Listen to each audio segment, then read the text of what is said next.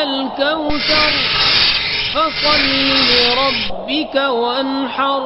اے محبوب، بے شک ہم نے تمہیں بے شمار خوبیاں عطا فرمائیں، تو تم اپنے رب کے لیے نماز پڑھو اور قربانی کرو۔ اعوذ باللہ من الشیطان الرجیم، بسم اللہ الرحمن الرحیم۔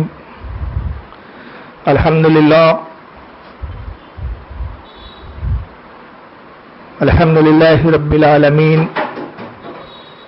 والعاقبۃ للمتقین، والصلاۃ والسلام علی من کان نبیہ آدم بین الماء والطین۔ قال اللہ تبارک و تعالی فی القرآن المجید والفرقان الحمید، فصل لربک وانحر، صدق اللہ العظیم۔ ان اللہ وملائکتہ یصلون علی النبی یا ایھا الذین آمنوا صلوا علیہ وسلموا تسلیما۔ اللهم صل على سيدنا مولانا محمد عدد ما في علم الله صلاة دائمة بدوام الملك الله، صلاة وسلام عليك يا رسول الله صلی اللہ تعالی علیہ وسلم۔ آج کی یہ مجلس جس مقصد کے تحت منعقد کی گئی ہے، اس کا مقصد ہے کہ قربانی کے فضائل اور اس کے کچھ احکامات، اور خصوصاً خاص طور سے قربانی میں کن چیزوں کا لحاظ رکھنا چاہیے، ان مسائل پر آج کی مجلس میں گفتگو ہوں گی انشاءاللہ، اور امید کرتا ہوں کہ ان مسائل کو آپ سنیں گے بھی اور یاد بھی رکھیں گے اور انشاءاللہ اس پر عمل بھی کریں گے۔ سب سے پہلے تو میں یہ عرض کر دوں کہ آپ اور ہم سب جانتے ہیں کہ قربانی حضرت ابراہیم علیہ السلام کی سنت ہے۔ قربانی صرف اسلام میں صرف اس بات کا نام نہیں ہے کہ جانور کو ذبح کر دیا، گوشت بنایا اور کھا لیا۔ در حقیقت قربانی کا فلسفہ اور اس کی فلسفی یہ ہے کہ انسان جس طرح اللہ کی راہ میں ایک جانور قربان کرتا ہے، حضرت ابراہیم علیہ السلام کی سنت کو جب وہ ادا کرتا ہے تو یہ بات اس کے ذہن و تصورات میں ہوتی ہے کہ اللہ کے حکم کی فرمانبرداری کرتے ہوئے حضرت ابراہیم علیہ السلام نے اپنے بیٹے کو ذبح کرنے کا نہ صرف ارادہ فرمایا بلکہ اس کو تکمیل تک پہنچانے کی پوری کوشش بھی فرمائی تھی۔ گویا ہم اس سنت کو اور اس واقعے کو یاد کر کے اپنے آپ میں جذبہ پیدا کرنا ہمارا مقصود ہوتا ہے، اور اسلام وہی جذبہ قربانی ہر مومن کے دل میں پیدا کرنا چاہتا ہے کہ جس طرح آج تم نے اپنے مال کی قربانی دے کر ایک جانور خریدا، اور ایک جانور جس کو تم نے پالا پوسا اور اس سے محبت ہوئی تمہیں، اور اس کے بعد تم نے اللہ کی رضا کے لیے اس کو ذبح کر دیا، قربان کر دیا، اسی طرح اگر وقت آئے تو اسلام پر اپنی جان دینے سے، اپنی اولاد کی قربانی دینے سے، اپنے مال کی قربانی دینے سے بھی انسان نے پیچھے نہیں ہٹنا چاہیے۔ یہ ہے وہ حقیقی جذبہ، اور یہ جذبہ کار فرما ہو تبھی حقیقی معنوں میں قربانی کی ادائیگی کہا جا سکتا ہے، اور تبھی کہا جا سکتا ہے کہ ہم سنت ابراہیمی کی ادا کر رہے ہیں۔ مقصد صرف اگر گوشت کھانا ہو تو قربانی یوں تو ہو جاتی ہے، لیکن وہ بات پیدا نہیں ہوتی اور وہ جذبہ پیدا نہیں ہوتا جو اسلام ایک مومن کامل میں دیکھنا چاہتا ہے۔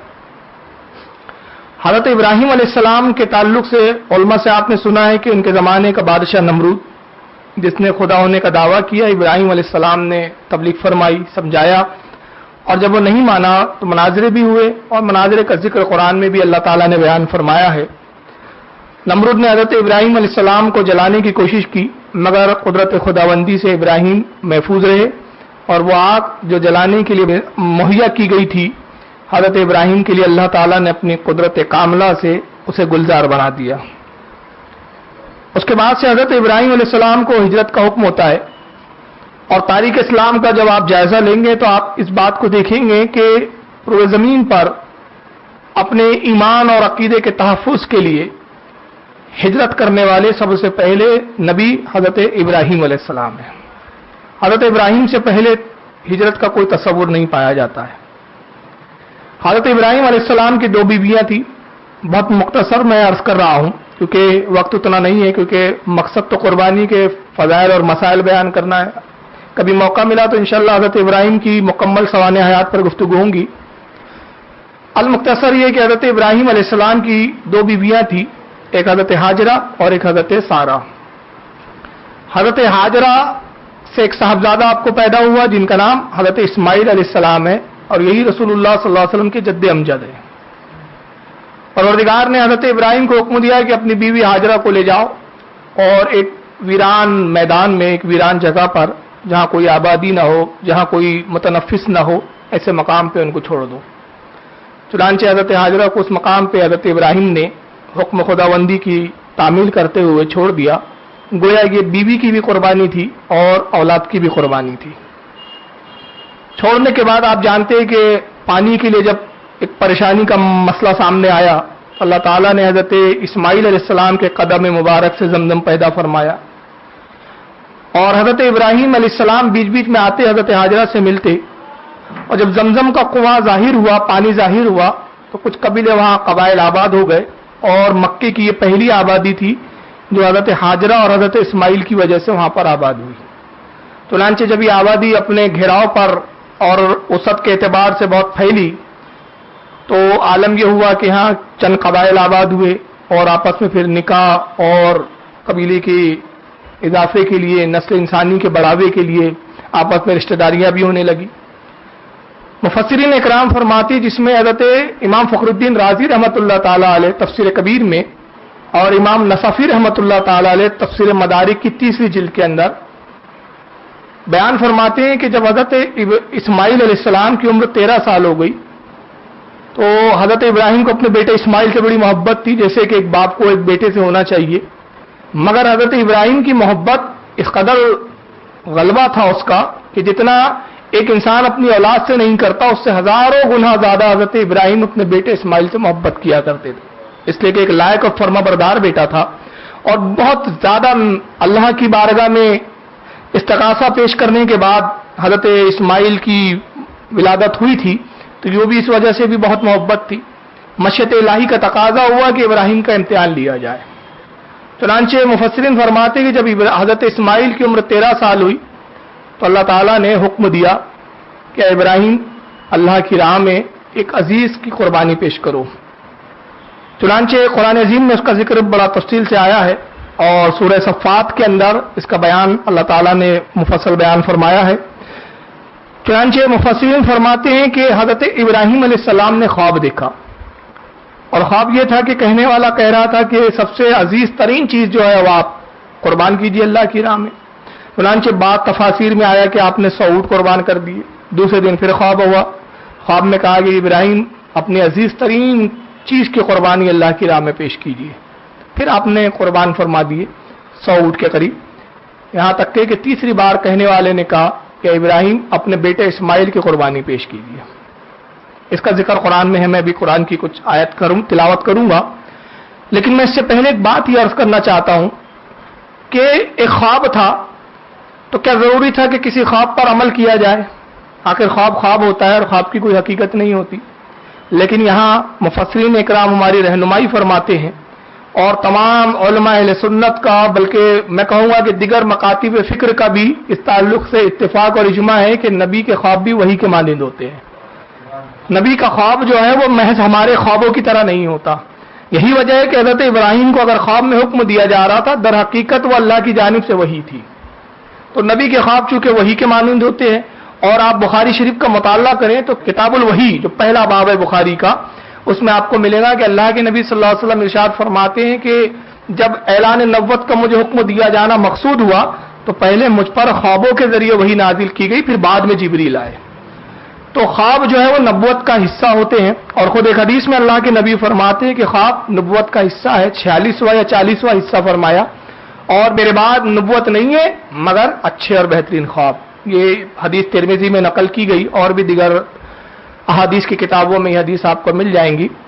چنانچہ حضرت ابراہیم نے جب خواب دیکھا تو یہ اللہ کا حکم ہی تھا، محض ایک خواب نہیں تھا۔ چنانچہ قرآن عظیم کا سورہ صفات اور پارہ نمبر 22 ہم دیکھتے ہیں تو اس کے اندر پارہ نمبر 23 ہے سورہ صفات میں، اللہ رب العزت اس بات کا ذکر یوں فرماتا ہے، فَلَمَّا بَلَغَ مَعَهُ السَّعْيَ قَالَ يَا بُنَيَّ إِنِّي أَرَىٰ فِي الْمَنَامِ انی अज़बहू का फंजुर माज़ा तरा। कुरान अजीम फरमाता है कि फिर जब वो यानी कौन हजरत इस्माइल काम के काबिल हो गया, मतलब एक अच्छी उम्र को पहुंच गए हजरत इस्माइल सलाम, तो अल्लाह ने हुक्म दिया तो इब्राहिम ने अपने बेटे से इस्माइल से कहा, काला या बुनैया, ऐ मेरे बेटे, इन्नी अराफिल मनाम, मैंने ख्वाब देखा है। ऐ मेरे बेटे, मैंने अल्लाह की जानिब से ख्वाब देखा है। और ख्वाब क्या देखा? अन्नी अज़बहू का, कि मैं तुझे ज़बा कर रहा हूं। फंजुर मा जरा तरा, और उसके बाद कहते हैं कि अब मैं ये देखना चाहता हूं कि इस मुतालिक तेरी राय क्या है, मैं तेरे से मशवरा करना चाहता हूं तुझसे कि मेरे बेटे जो अल्लाह की जानिब से मुझे ख्वाब दिखाया गया कि मैं तुझे ज़बा कर रहा हूं, गोया इशारा है कि मैं इसकी तकमील करूं, लेकिन चूंकि इस कुर्बानी का मामला सिर्फ मेरी जात से वाबस्ता नहीं है बल्कि तेरी भी जात इसमें शामिल है। मैं कुर्बानी करने के लिए तैयार हूं, मगर क्या तू अल्लाह की राह में कुर्बानी देने के लिए तैयार है? मैं तुझसे मशवरा करना चाहता हूं। तो हजरत इस्माइल की फर्माबरदारी का जिक्र कुरान इन अल्फाजों में करता है, वो काम आप कर गुजरिए जिसका अल्लाह ने आपको हुक्म दिया।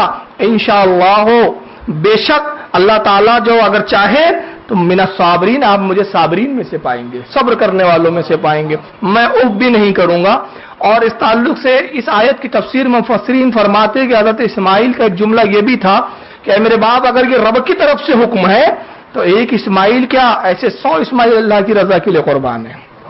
चुनांचे हजरत इब्राहिम अलैहिस्सलाम ने जब अपने बेटे हजरत इस्माइल की इस बात को सुना तो बड़े खुश हो गए और हजरत हाजरा के पास आए, कहा कि एक बहुत इज्जत और अजमत वाले के यहाँ एक दावत है और मैं चाहता हूं कि इस्माइल को अपने साथ ले जाऊं और उसकी बारगाह में पेश कर दूं। चुनांचे हजरत हाजरा ने कपड़े पहनाए, निलाया धुलाया, हजरत इस्माइल को तैयार कराया और हजरत इब्राहिम के साथ उनको रवाना फरमा दिया। मुफस्सिरीन फरमाते हैं कि उस वक्त इब्लीस जाहिर होता है हजरत हाजरा के पास और कहता है, हाजरा जानती हो इब्राहिम तुम्हारे बेटे इस्माइल को कहाँ ले गए हैं? कहा वो तो एक बड़े इज्जत वाले अजमत वाले की दावत में ले गए हैं। और हजरत इब्राहिम के जुमले से मुराद ये थी कि इज्जत और अजमत वाला तो अल्लाह रब्बुल इज्जत है और उसने गोया मुझे कुर्बानी के लिए बुलाया है, तो गोया की उसकी दावत है और उसकी रजा के लिए मैं जा रहा हूं। चुनांचे हजरत हाजरा ने कहा कि वो तो दावत पे गए हैं कि इज्जत और अजमत वाले की, एक बड़े बुलंद व बाला की। तो शैतान ने कहा, हाजरा वो मामला नहीं है, बल्कि मामला ये है कि हजरत इब्राहिम चाहते कि इस्माइल को ज़बा कर दे। तो हजरत हाजरा ने कहा, भला एक बाप अपने बेटे को क्यों ज़बा करेगा? उन्होंने कहा, नहीं नहीं, हकीकत यही है। इब्लीस बार बार बोलता रहा, हजरत हाजरा कहते रही कि भला एक बाप अपने बेटे को कैसे ज़बा कर सकता है, और वो भी इब्राहिम जैसा नबी जो अपने बेटे से इतनी मोहब्बत करता हो। जब इब्लीस ने देखा कि काम तो चलने वाला नहीं है, मजबूर होकर हकीकत को जाहिर करता है और कहता है कि मामला यह है कि वो इसलिए ऐसा कर रहे हैं कि अल्लाह ने हुक्म दिया है। अब जब ये इब्लीस ने असली बात कही तो हजरत हाजरा कहती है, मरदूद अब असल बात बताता है, अगर ये परवरदिगार आलम का हुक्म है तो एक बेटा इस्माइल क्या, ऐसे हजारों बेटे इस्माइल अल्लाह के लिए कुर्बान है। अब यानी आप देखिए कि इब्राहिम अलैहिस्सलाम का ये पूरा घराना इतना अजीम शान घराना, मैं कहूँ ये नबी के जद्दे करीम का घराना है, नबी के जद्दे करीम है। तो जब बीज ऐसा होगा तो दरख्त का ऐसा होगा, और फिर दरख्त अल्लाह के रसूल है जो इस बीज से पैदा हुए, और फिर इस दरख्त के जो फल है वो इमाम हसन, इमाम हुसैन और अहले बैत नबुवत है। तो आप देखिए कि ये पूरा बीज और ये पूरा दरख्त और ये फल नीचे से लेकर ऊपर तक अजमत व बुलंद व बाला और अजमत व इज्जत वाला है, सब अल्लाह की रजा पर राजी रहने वाली ये जमात है। तो हजरत हाजरा ने कहा कि एक नहीं हजारों इस्माइल ऐसे कुर्बान है। चुनांचे इब्लीस वहां से भागता है और भागने के बाद फिर हजरत इस्माइल के बीच में आया और हजरत इस्माइल को इसने वरगलाना शुरू किया। कहा, इस्माइल जानते हो तुम्हारा बाप तुम्हें कहां ले जा रहा है? तो उन्होंने कहा, मैं जानता हूं। कहा, तुम चाहो तो अपनी जान बचा सकते हो, अपने बाप का हाथ छुड़ाओ और यहां से निकल जाओ। तो उन्होंने कहा, मर्दूद दफाओ, तो इब्लीस मालूम होता है, क्या तुझे नहीं मालूम ये अल्लाह की जानिब से हुक्म दिया गया है। और आपने वही जुमले फरमाए कि एक इस्माइल क्या, ऐसे हजारों इस्माइल अल्लाह की राह में कुर्बान है। अब जब वो इब्लीस मजबूर हो गया तो तफसीर मदारिक और दिगर तफासिर में है कि इब्लीस ने हजरत इब्राहिम के दरमियान में आया और नबी पे इसका बस नहीं चलता। शैतान कितने ही लोगों को वरगला ले मगर नबी पर इसका बस नहीं चलता। चुनांचे मुफस्सिरीन कहते हैं कि इसने ये हिला किया शैतान ने कि अपने जिस्म को फुलाना शुरू किया और वादियों, दो वादियां जिसके दरमियान से हजरत इब्राहिम गुजर रहे थे, उसमें अपने आप को इसने इतना फैलाया कि वादियों में बिल्कुल ये फंस कर रह गया। चुनांचे हजरत इब्राहिम ने जब इस मामले को देखा जनाब इब्राहिम अलैहिस्सलाम ने पत्थर मारा या कंकरियां मारी, चुनांचे वो इब्लीस वहां से फरार हुआ। फिर दूसरे मकाम पे बहकाया आपने, फिर वहां मारी। फिर तीसरे मकाम पे उसने वर्गलाना शुरू किया, फिर आपने मारी। गर्द के 3 मकामात पर उसने आपको वसवसे डाले और वर्गलाने की कोशिश की, और हजरत इब्राहिम कंकरियां मारते रहे। अल्लाह रब्बुल इज्जत को ये कंकरियां मारना इब्राहिम को इतना पसंद आया कि हज के रुकन में इसको शामिल फरमा दिया गया। और आज तक हुज्जाज इकराम वो 3 मकामात जहां शैतान के निशान है, जहां उसने वर्गलाया था, वहां पे कंकरियां मारते हैं। यहां मैं एक मसला बड़ी अदब व एहतराम के साथ अर्ज करना चाहता हूं कि बाद लोग ये समझते हैं कि वहां इब्लीस है, तो बाद हुज्जाज ये करते हैं कि नफरत में चप्पल मारते हैं, जूते मारते हैं, तो उसकी शरीयत में इजाजत नहीं है। कंकरियां मारे इसलिए कि वहां कोई इब्लीस खड़ा नहीं है जो आपके जूते खाते बैठा है, वो तो सिर्फ सुन्नत इब्राहिमी की याद ताजा करने के लिए अल्लाह ने हुक्म दिया है।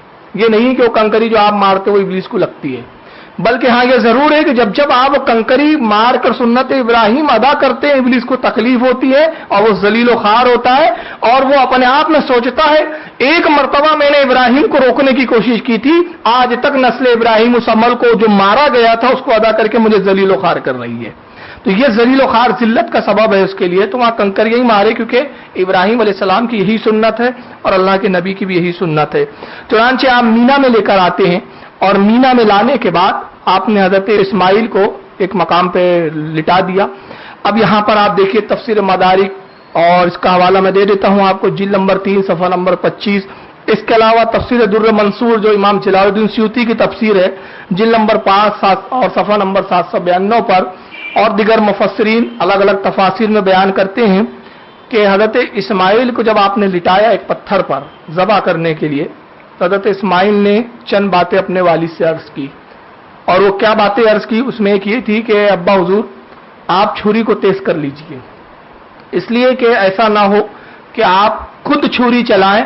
तो ये नहीं फरमाया कि मेरी गर्दन पे चलेंगी तो तकलीफ मुझे होंगी, बल्कि फरमाते हैं कि आपके हाथों को ज्यादा जहमत उठानी पड़ेगी।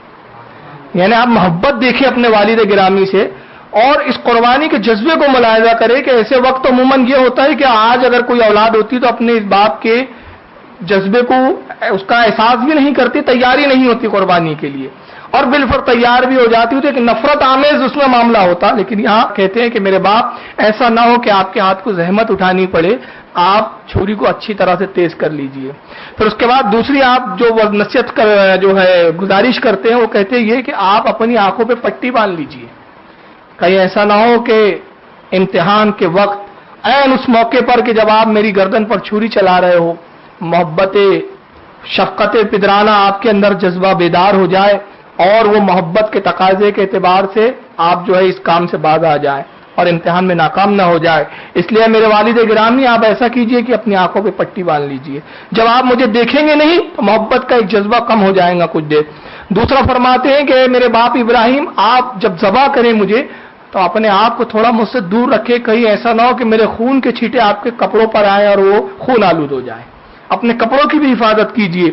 और फिर कहा कि मेरे वालिद जब आप मुझे ज़बा कर लें तो ये मेरे कपड़े मेरी वालिदा हजरत हाजरा को दे देना, ताकि वो इस निशानी को रखे और इस निशानी से मुझे हमेशा याद रखें। ये हजरत इस्माइल की कुछ गुजारिशात थी और कुछ इल्तिमासात थे जो आपने अपने वालिद हजरत इब्राहिम से किए।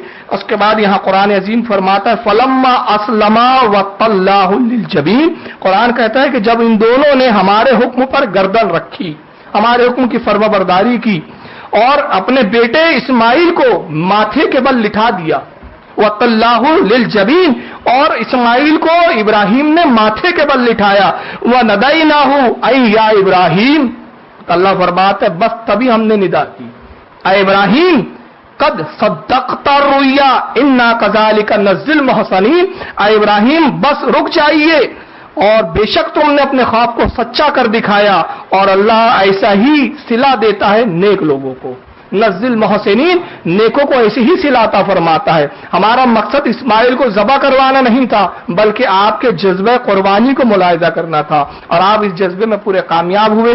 चुनांचे इसके ताल्लुक से मैं चंद बातें एक और अर्ज कर देता हूँ। काजी खां जो फतावी की किताब है और उसमें कुछ तफासिर है, तफसीर नसफी या तफसीर मदारिक जिल्द 2 सफ़ा नंबर 26 पर हमारे अइम्मा फरमाते हैं कि अल्लाह ने जिब्रील को हुक्म दिया कि आया जिब्रील फौरन तेजी से जाओ और जन्नत में जो एक दुम्बा टहल रहा है, चहलकदमी कर रहा है, उस दुम्बे को ले जाओ और इस्माइल को हटाकर दुम्बे को वहां रख दो। अब ये दुम्बा क्या था? वो जन्नत का कौन सा दुम्बा था जिसको दुनिया में लाया जाता है? वो दुम्बा वो था कि जब हजरत आदम अलैहिस्सलाम के दो साहबजादे हजरत हाबिल और काबिल, ये दोनों एक लड़की के निकाह के दावेदार थे, जैसा कि आपने वाकया सुने होंगे, और जिससे निकाह हजरत हाबिल का होना चाहिए था, काबिल भी चाहता था कि उसी लड़की से निकाह हो, जिसका नाम अकलीमा आता है। तो चुनांचे ये हुआ कि हजरत आदम ने फैसले के लिए फरमाया कि तुम दोनों बेटे अपने अपने कुर्बानियां पेश करो। चुनांचे दोनों साहबजादे अपने अपनी कुर्बानियां लेकर आते हैं। काबिल ने यह किया कि अनाज लेकर आया और हाबिल ने यह किया कि दुम्बा लेकर आते हैं। और उस जमाने में दस्तूर यह था कि अल्लाह जिसकी कुर्बानी कबूल फरमाना चाहता था, आसमान से एक आग उतरती और उस कुर्बानी को जला दिया करती थी। चुनांचे आसमान से आग उतरी और हाबिल की कुर्बानी अल्लाह की बारगाह में कबूल हो गई और वो दुम्बा जो है बज़ाहिर दुनिया में जल गया, मगर अल्लाह ने उसको हयात नौ अता फरमाई और उसको जन्नत में, जन्नत के अंदर को छोड़ दिया। वो जन्नत के फलों से खाया पिया करता और परवान चढ़ता था, इसलिए कि अल्लाह रब्बुल इज्जत की हिकमत जानती थी कि ये दुम्बे का काम और कहां आने वाला है। चुनांचे ये हजरत हाबिल का दुम्बा था। जिब्रील को हुक्म होता है कि उस दुम्बे को ले जाओ और ले जाने के बाद इस्माइल की जगह इस दुम्बे को रख दो। अब यहां पर ये दो मुफस्सिरीन के मेरे पास इस वक्त हवाले और भी तफासिर है, इसके अलावा वक्त होता तो मैं और हवाले बयान करता। चुनांचे तफसीर मदारिक में इमाम नसफी रहमतुल्लाह ताला अलैह फरमाते हैं और इमाम काजी अलैह रहमा फरमाते हैं कि जब हजरत जिब्रील दुम्बे को लेकर आने लगे तो हजरत इब्राहिम ने आहट महसूस की। उन्हें एहसास हुआ, नबी जो होता है आंखों पे बज़ाहिर पट्टी हो लेकिन कोई आलम उससे छुपा नहीं होता, नबी की ये शान होती है। तो आपने बंद पट्टी होने के बावजूद जान लिया कि आसमान से कोई नाजिल हो रहा है, कोई उतर रहा है। चुनांचे अपने फौरन पट्टी हटाई तो देखा कि जिब्रील जो है दुम्बा लेकर आ रहे हैं। तो आपने ये गुमान किया कि शायद अल्लाह को मेरी कुर्बानी मंजूर नहीं हुई, शायद अल्लाह ने मेरे जज्बे की जो है नामंजूर फरमा दिया है और ये जिब्रील ला रहे हैं और चाहते हैं कि मैं इस्माइल को ज़बा ना करूं, इसकी जगह दुम्बा ज़बा करूं। और आप चाहते थे कि अल्लाह के हुक्म की पूरी पैरवी की जाए और इस्माइल को ज़बा किया जाए। तो आपने अफसोस के आलम में कलमा कहा और वो कलमा ये था, अल्लाहु अकबर, अल्लाहु अकबर, अल्लाह बहुत अजीम है, अल्लाह बहुत बड़ा है। आपके जुमले इस बात में थे कि परवरदिगार तो अजीम है, ऐसा ना करके मुझे इम्तिहान में नाकाम होना पड़े, रब्ब कायनात ये ना कर। इस अंदाज में आपने पढ़े।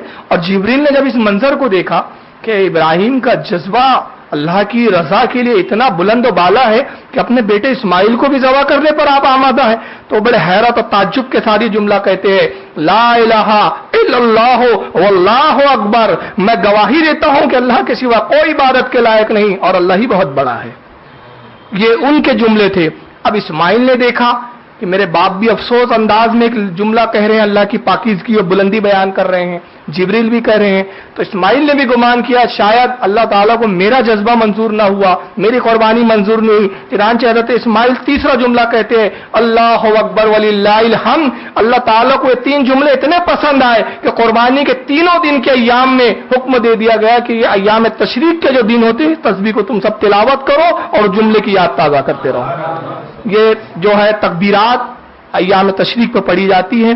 चुनांचे हज़रत अब्बास रज़ियल्लाहु ताला अन्हु कहते हैं कि वो दुम्बा जो जन्नत में था और काबिल के कुर्बानी का था, जिब्रील फौरन लाए और एक लम्हा, एक सेकंड भी हम नहीं कह सकते, उससे भी कमतर, बहुत कमतरीन वक्त, बहुत बारीक वक्त में इतने तेजी के साथ जन्नत से आए और तेजी के साथ उन्होंने हज़रत इस्माइल को हटाया और दुम्बे को रख दिया। छुरी चली और ये बस कितना अरसा था, कितना वक्त था, हज़रत इब्राहिम का छुरी चलाना और हज़रत जिब्रील का दुम्बा लाना, उसी बीच में इस्माइल हट भी गए और दुम्बा ज़बा भी हो गया। ये हदीस हज़रत इब्न अब्बास रज़ियल्लाहु ताला अन्हु की मरवी है और मैं इसके हवाले दे दूं कि ये दुम्बा जन्नत का था।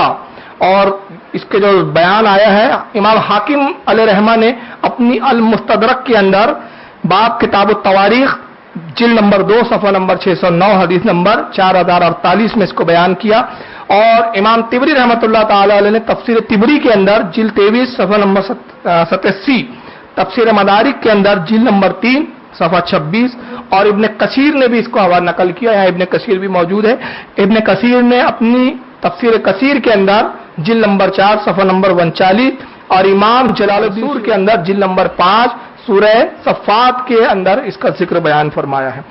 यहाँ मैं एक बड़ी प्यारी हदीस सुना देना चाहता हूँ जो फजीलत पर मबनी है, और हदीस पाक ये है कि अल्लाह के नबी सल्लल्लाहु अलैहि वसल्लम ने जिब्रील से एक मरतबा पूछा कि जिब्रील, तुम फरिश्तों के सरदार हो और फरिश्तों की कुव्वत का आलम यह है, परवास का आलम यह है कि इंसान जितनी देर में पलक भी नहीं झपकाता उससे भी कम वक्त में मशरिक से मगरिब में पहुंच जाते, मगर तुम तो फरिश्तों के सरदार हो, ये तो आम फरिश्ते की रफ्तार है, आम फरिश्ते का चलना है। ए जिब्रील, ऐसा भी कोई मौका आया है कि तुम्हें अपनी कुव्वत परवास का मुजाहरा करने के लिए इंतहाई परवास यानी परवास की बहुत ज्यादा कुव्वत सर्व करनी पड़ी हो? तो जिब्रील ने कहा, या रसूलल्लाह, 4 मौके ऐसे आए कि मैं बड़ी तेजी के साथ मैंने परवास की, तेजी के साथ मैंने सफर तय किया। कहते पहला मौका तो तब था कि जब हजरत यूसुफ अलैहिस्सलाम के भाई यूसुफ अलैहिस्सलाम को कुएं में डाल रहे थे। उस वक्त मैं अर्श इलाही के नीचे खड़ा हुआ था, और अर्श इलाही सबसे बुलंद मकाम है, कुर्सी से ऊपर अर्श इलाही है, 7वां आसमान, जन्नत, और उसके बाद कुर्सी, फिर सबसे इख्तिताम में जो मंजिल है वो अर्श इलाही है। तो अर्श इलाही के मैं साये में खड़ा हुआ था, और अल्लाह ने हुक्म दिया कि जिब्रील, मेरे नबी यूसुफ को उसके भाई ने कुएं में डाला है, इससे पहले कि यूसुफ कुएं में गिरने पाए, गिरे, सतह पे आए, उससे पहले अपने परों पर ले ले। मैंने परवास की, अर्श इलाही के साये से मैं परवास शुरू करके कुएं में पहुंचा, और इससे पहले कि हजरत यूसुफ अलैहिस्सलाम कुएं में गिर पाते उस अंधेरे, मैंने अपने परों पर उनको संभाल लिया। कहते दूसरा मौका तब था कि अल्लाह के नबी जब इब्राहिम अलैहिस्सलाम नमरूद से मुनाजरे के बाद नमरूद ने हुक्म दिया कि इब्राहिम को आग में जला दो, तो अल्लाह ताला ने मुझे हुक्म दिया, उस वक्त भी मैं अर्श इलाही के नीचे था, इब्राहिम को आग में डाला जा रहा है, बस इधर इब्राहिम को उन्होंने फेंका और इब्राहिम आग में गिरने वाले हैं। अल्लाह ने हुक्म दिया, जिब्रील, इससे पहले कि इब्राहिम आग में जाए और ये आग उसे झुलसा पाए, उस आग को जो है उसको पूरा गुलिस्ता बना दे। वो कहते हैं कि मैं फौरन तेजी से अर्श इलाही से नीचे आया, और वो जितनी आग थी मैंने उसको गुलिस्ता में तब्दील कर दिया, और इब्राहिम जमीन पे भी गिर पाते, मैंने उससे पहले अपने परों पर उनको संभाल दिया। और कहते तीसरा मौका ये था कि अल्लाह के नबी जब हजरत इस्माइल की कुर्बानी पेश की जा रही थी, उस वक्त भी मैं अर्श इलाही के नीचे फरिश्तों के बीच था कि अल्लाह ने हुक्म दिया, जिब्रील, इब्राहिम की छुरी चल रही है, इससे पहले कि छुरी चले इस्माइल ज़बा हो जाए, फौरन तो दुनिया जो है जमीन पर उतर, जन्नत से दुम्बा ले और ले जाकर इस्माइल को हटा के दुम्बे को रख दे। मैं तेजी के साथ आया, जन्नत से दुम्बा भी लिया, और दुम्बा लेने के बाद मैं जमीन पर आया, और आने के बाद इस्माइल को हटाया और उसकी जगह मैंने दुम्बे को रख दिया। और अल्लाह के नबी चौथा मौका वो था कि जब मैंने सबसे ज्यादा तेजी से परवाज की, कि जब जंग ओहद में आप जंग फरमा रहे थे, कुफार ने पत्थर फेंका, आपका दंदान मुबारक शहीद हुआ और दंदान से खून का कतरा गिरने लगा, करीब था कि वो जमीन पर गिरता। अल्लाह रब्बुल इज्जत ने इरशाद फरमाया, ऐ जिब्रील, इससे पहले कि हमारे महबूब का ये खून मुबारक जो कुफ्फारों ने बहाया है ये जमीन पर गिरे और हम कयामत बर्पा ना कर दे, उससे पहले जाओ और अपने परों पर नबी के खून को ले ले। अल्लाह के नबी में फौरन आया और मैंने अपने पर आपके उस खून मुबारक को ले लिया। अब ये 4 वाकयात है। सवाल पैदा ये होता है, मैं कहना ये चाहता हूं कि आप जरा यहां वक्त की किल्लत का अंदाजा लगाए। ये छुरी का चलना, और कितनी देर लगती है छुरी चलाने को? सेकंड का भी 1 सेकंड पकड़ लें आप, ज्यादा से ज्यादा। उस दरमियान में जन्नत से जो 7वें आसमान के ऊपर है, अर्श इलाही सबसे बुलंद मकाम है, अर्श इलाही के साए में जिब्रील है, वहां से फिर जन्नत में आते हैं, जन्नत से दुम्बा लेते हैं, लेकर इस्माइल को हटा के दुम्बा रख देते हैं। खून गिर रहा है, रसूलुल्लाह सल्लल्लाहु अलैहि वसल्लम खून मुकद्दस गिरने से पहले अपने परों पर लेते हैं। यूसुफ अलैहिस्सलाम कुएं में आ रहे हैं, गिरने से पहले अपने परों पर संभाल लेते हैं।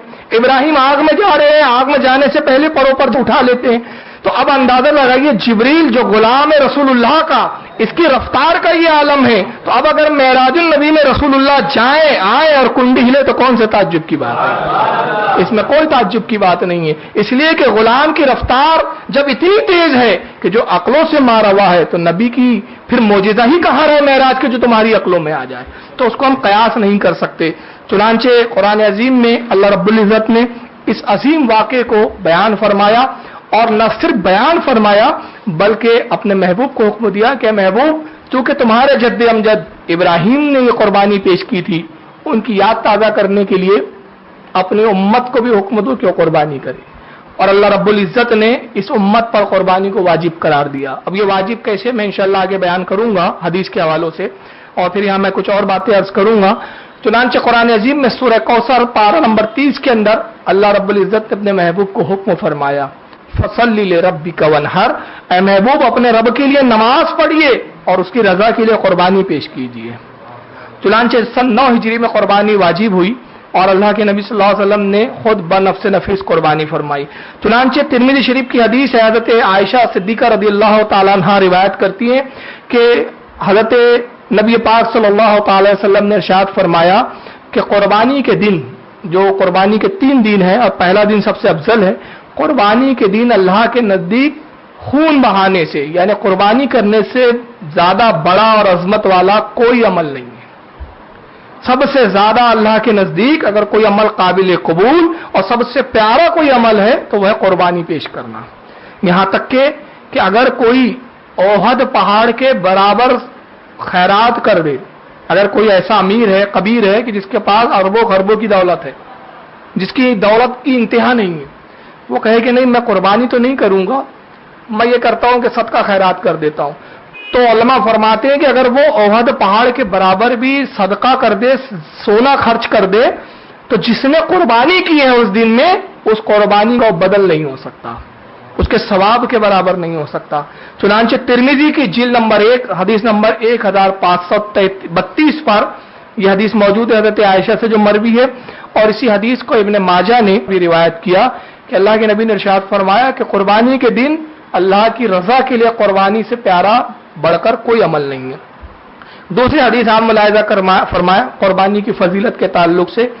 اس حدیث کو امام طبرانی رحمۃ اللہ تعالی علیہ نے اپنی معجم کبیر میں نقل کیا، اور اس حدیث کے راوی حضرت سیدنا امام حسن رضی اللہ تعالیٰ عنہ جو حضرت علی کے صاحبزادے ہیں. امام حسن فرماتے ہیں کہ اللہ کے رسول صلی اللہ علیہ وسلم نے ارشاد فرمایا کہ قربانی کا عمل اللہ کے نزدیک اتنا مقدس اور پیارا ہے کہ جب بندہ قربانی کرتا ہے تو بروز قیامت یہ قربانی جہنم اور اس کے درمیان میں حجاب بن جائیں گی.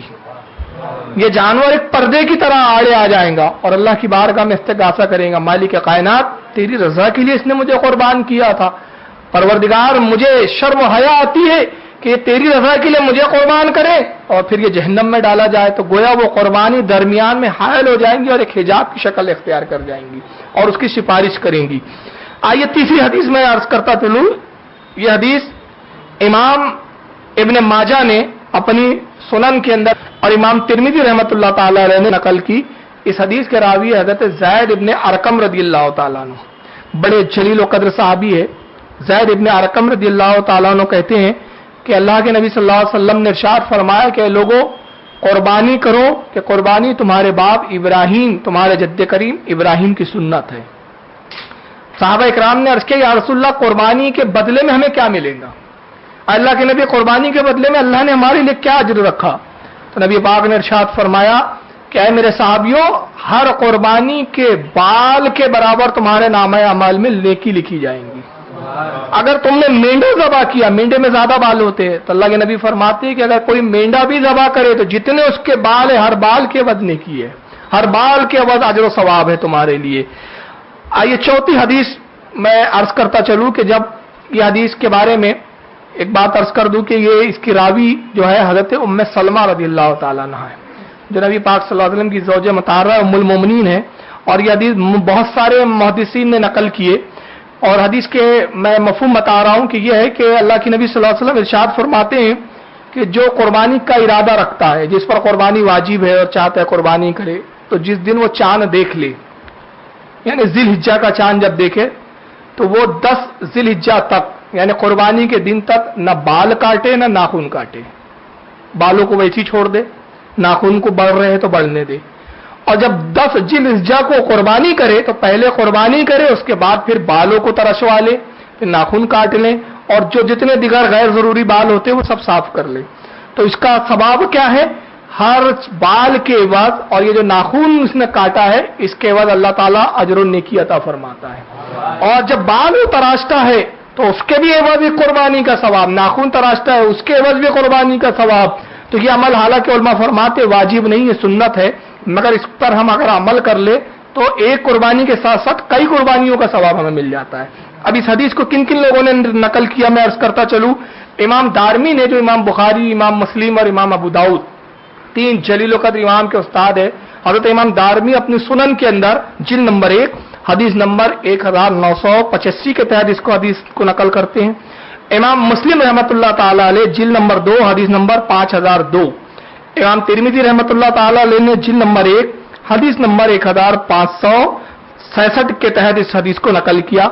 इसी तरह इमाम अबू दाऊद ने जिल नंबर 2 हदीस नंबर 1018, इमाम नसाई रहमतुल्लाह अलैह ने जिल नंबर 2 हदीस नंबर 4361, इब्ने माजा ने जिल नंबर 2 हदीस नंबर 935, इमाम अहमद इब्ने हम्बल रदियल्लाहु ताला अन्हु ने मुस्नद अहमद में हदीस नंबर 26517, इमाम इब्ने हिब्बान, बहकी और अबू याला और दीगर तमाम मुहद्दिसीन ने इस हदीस को नकल किया। गोया कि यह हदीस मुत्तफक अलैह है, सबके नजदीक हदीस और इसका अजर सवाब मुसल्लम है। अब आइए मैं एक ऐसी चीज बताता हूं जो शायद आपने नहीं सुनी हो और आपके लिए बड़ी बाइस अजर सवाब है। हदीस के रावी हजरत अब्दुल्ला बिन अम्र इब्ने आस, इसके साहबजादे हैं अम्र इब्ने आस के, यानी अब्दुल्ला इब्ने अम्र इब्ने आस रदियल्लाहु ताला अन्हु हदीस के रावी है। वो कहते हैं कि अल्लाह के नबी सल्लल्लाहु अलैहि वसल्लम ने इरशाद फरमाया कि लोगों अल्लाह की रजा के लिए कुर्बानी पेश करो। तो एक शख्स आया, एक साहबी आया और अर्ज करते या रसूलल्लाह मेरे पास एक छोटा सा जानवर है और वो मैंने उधार लिया है दूध के इस फायदे के लिए, क्या मैं अल्लाह की रजा के लिए उसको कुर्बान कर दूं?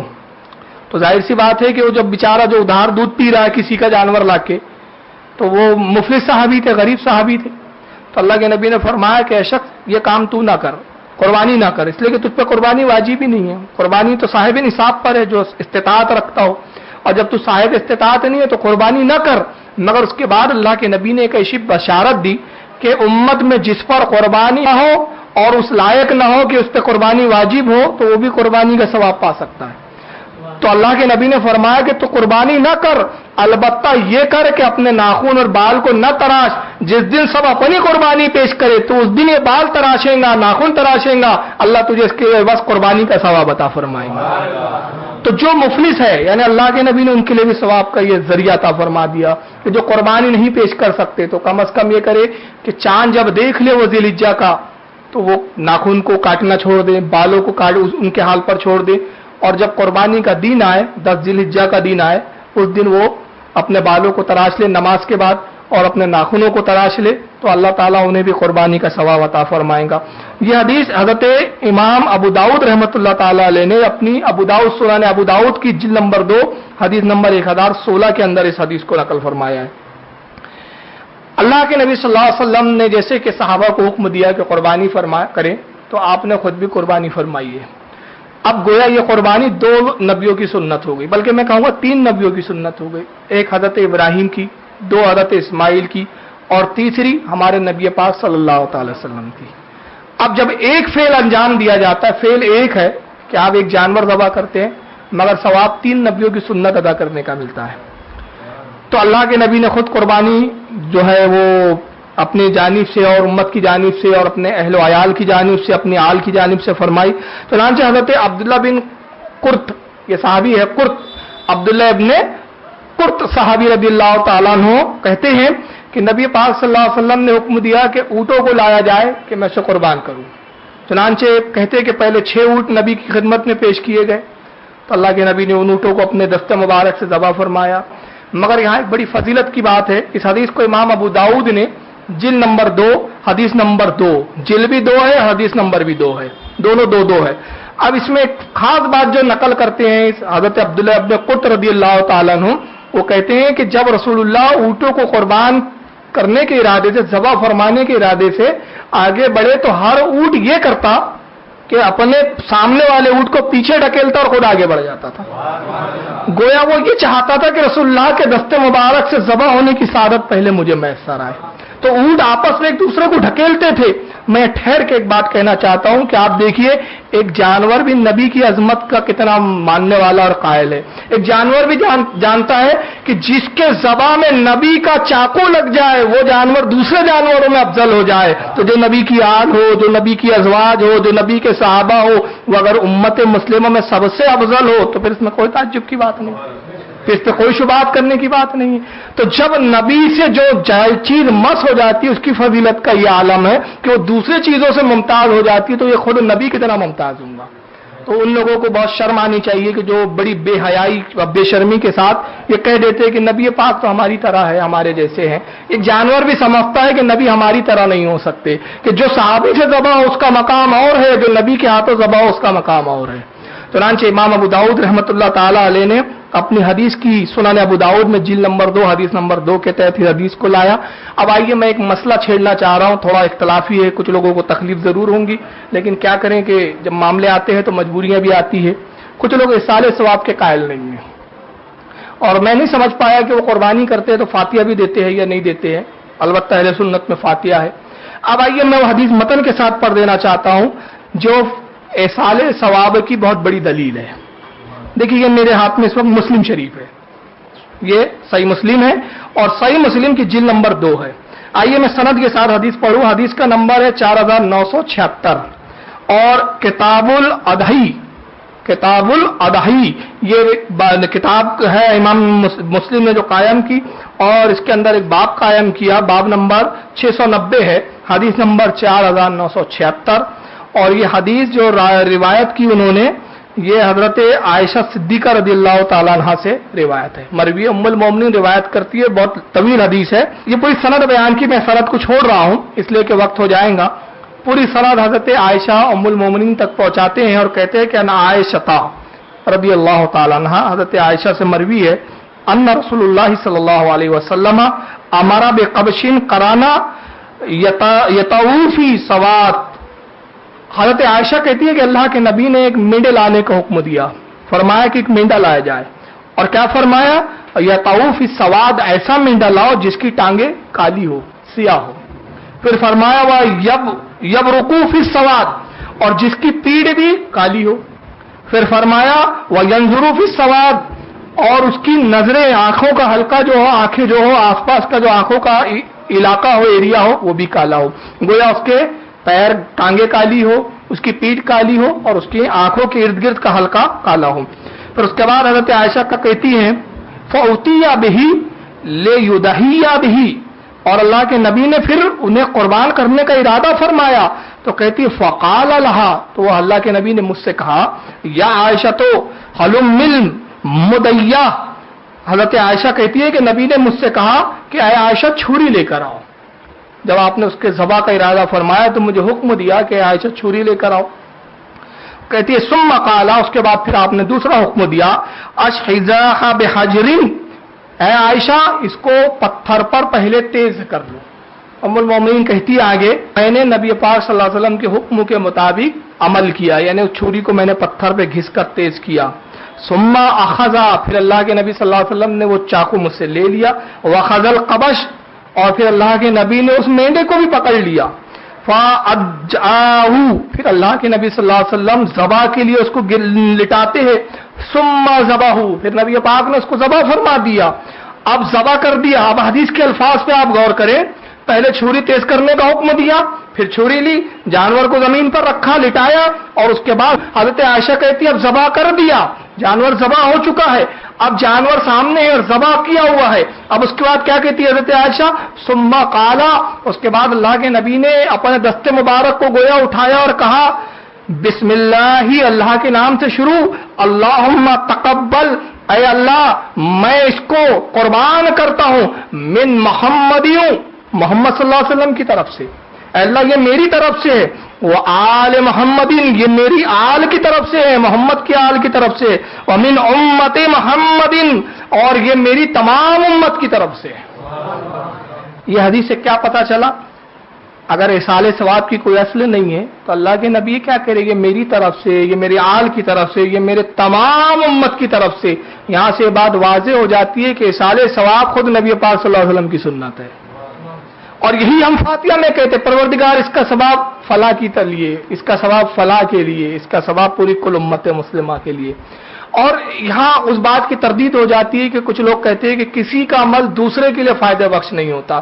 اگر کسی کا عمل دوسرے کے لیے فائدہ بخش نہیں ہے تو پھر نبی پاک صلی اللہ علیہ وسلم نے یہ عمل کیوں کیا؟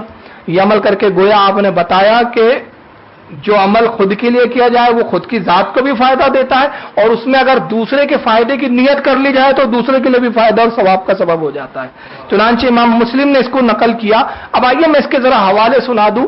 میں نے مسلم کے حوالے سے حدیث پڑھی، امام مسلم نے اس کو جلد نمبر 2 حدیث نمبر 4976 کے تحت نقل کیا۔ اسی حدیث کو ابو داؤد نے جلد نمبر 2 حدیث نمبر 1019 کے تحت نقل کیا۔ امام ترمذی نے اس حدیث کو جلد نمبر 1 حدیث نمبر 1564 کے تحت اس کو نقل کیا۔ ابن ماجہ نے جلد نمبر 2 حدیث نمبر 907 کے تحت اس کو نقل کیا۔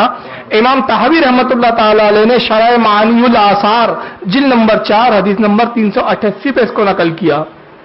مسند احمد میں امام احمد ابن حنبل نے 21761 نمبر کے حدیث کے تحت اس کو نقل کیا۔ امام ابن حبان نے حدیث نمبر 5902 کے تحت اس کو نقل کیا۔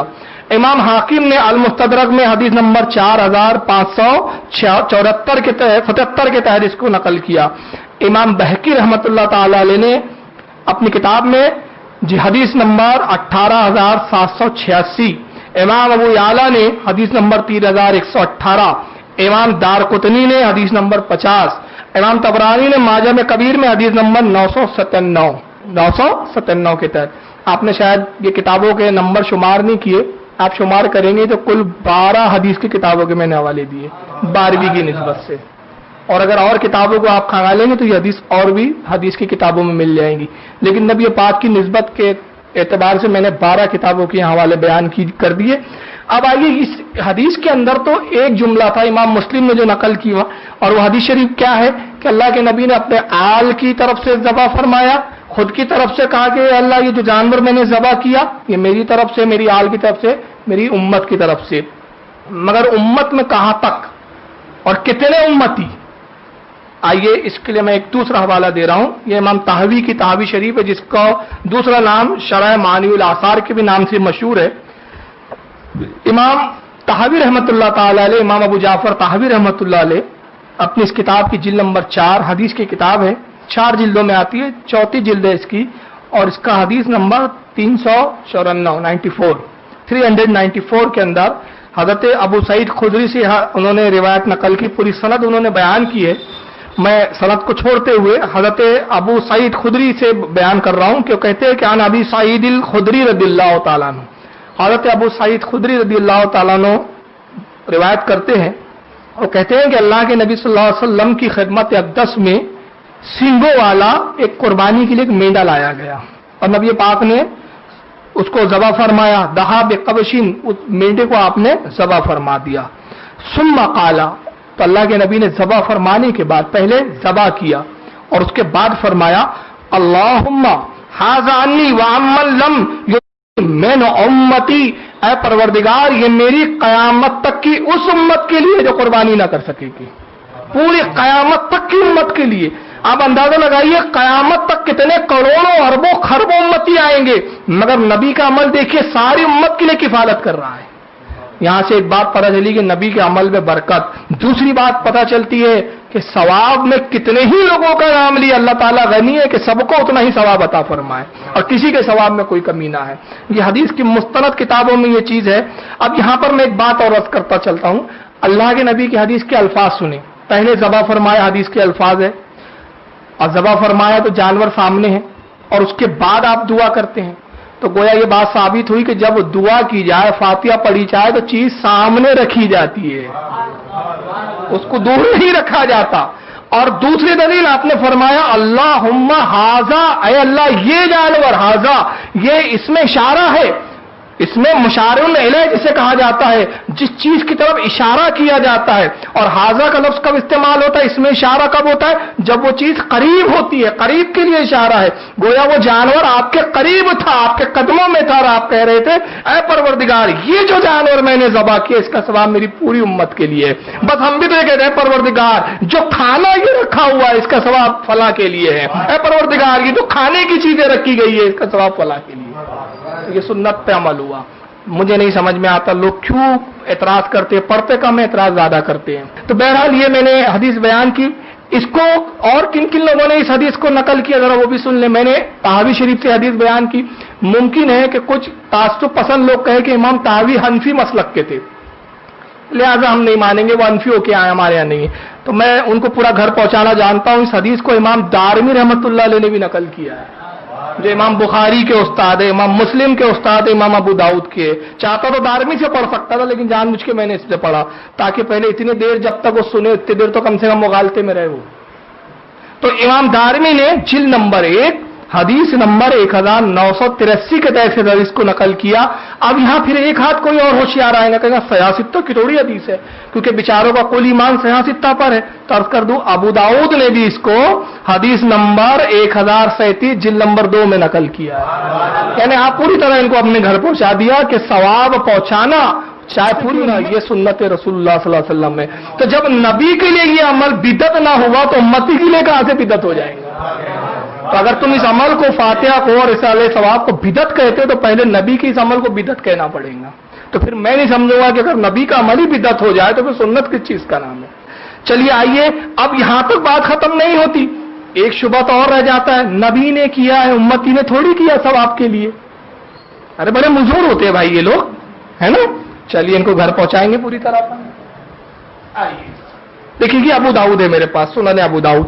اب یہاں ایک اعتراض آئے گا, نہیں فاتحہ اگر نبی نے کہا تو نبی کا عمل تھا, امتی کا تھوڑی تھا. تو چلو میں ایک اور حدیث پڑھ دیتا ہوں, یہ امام ابو داؤد کی ہے, سنن ابو داؤد.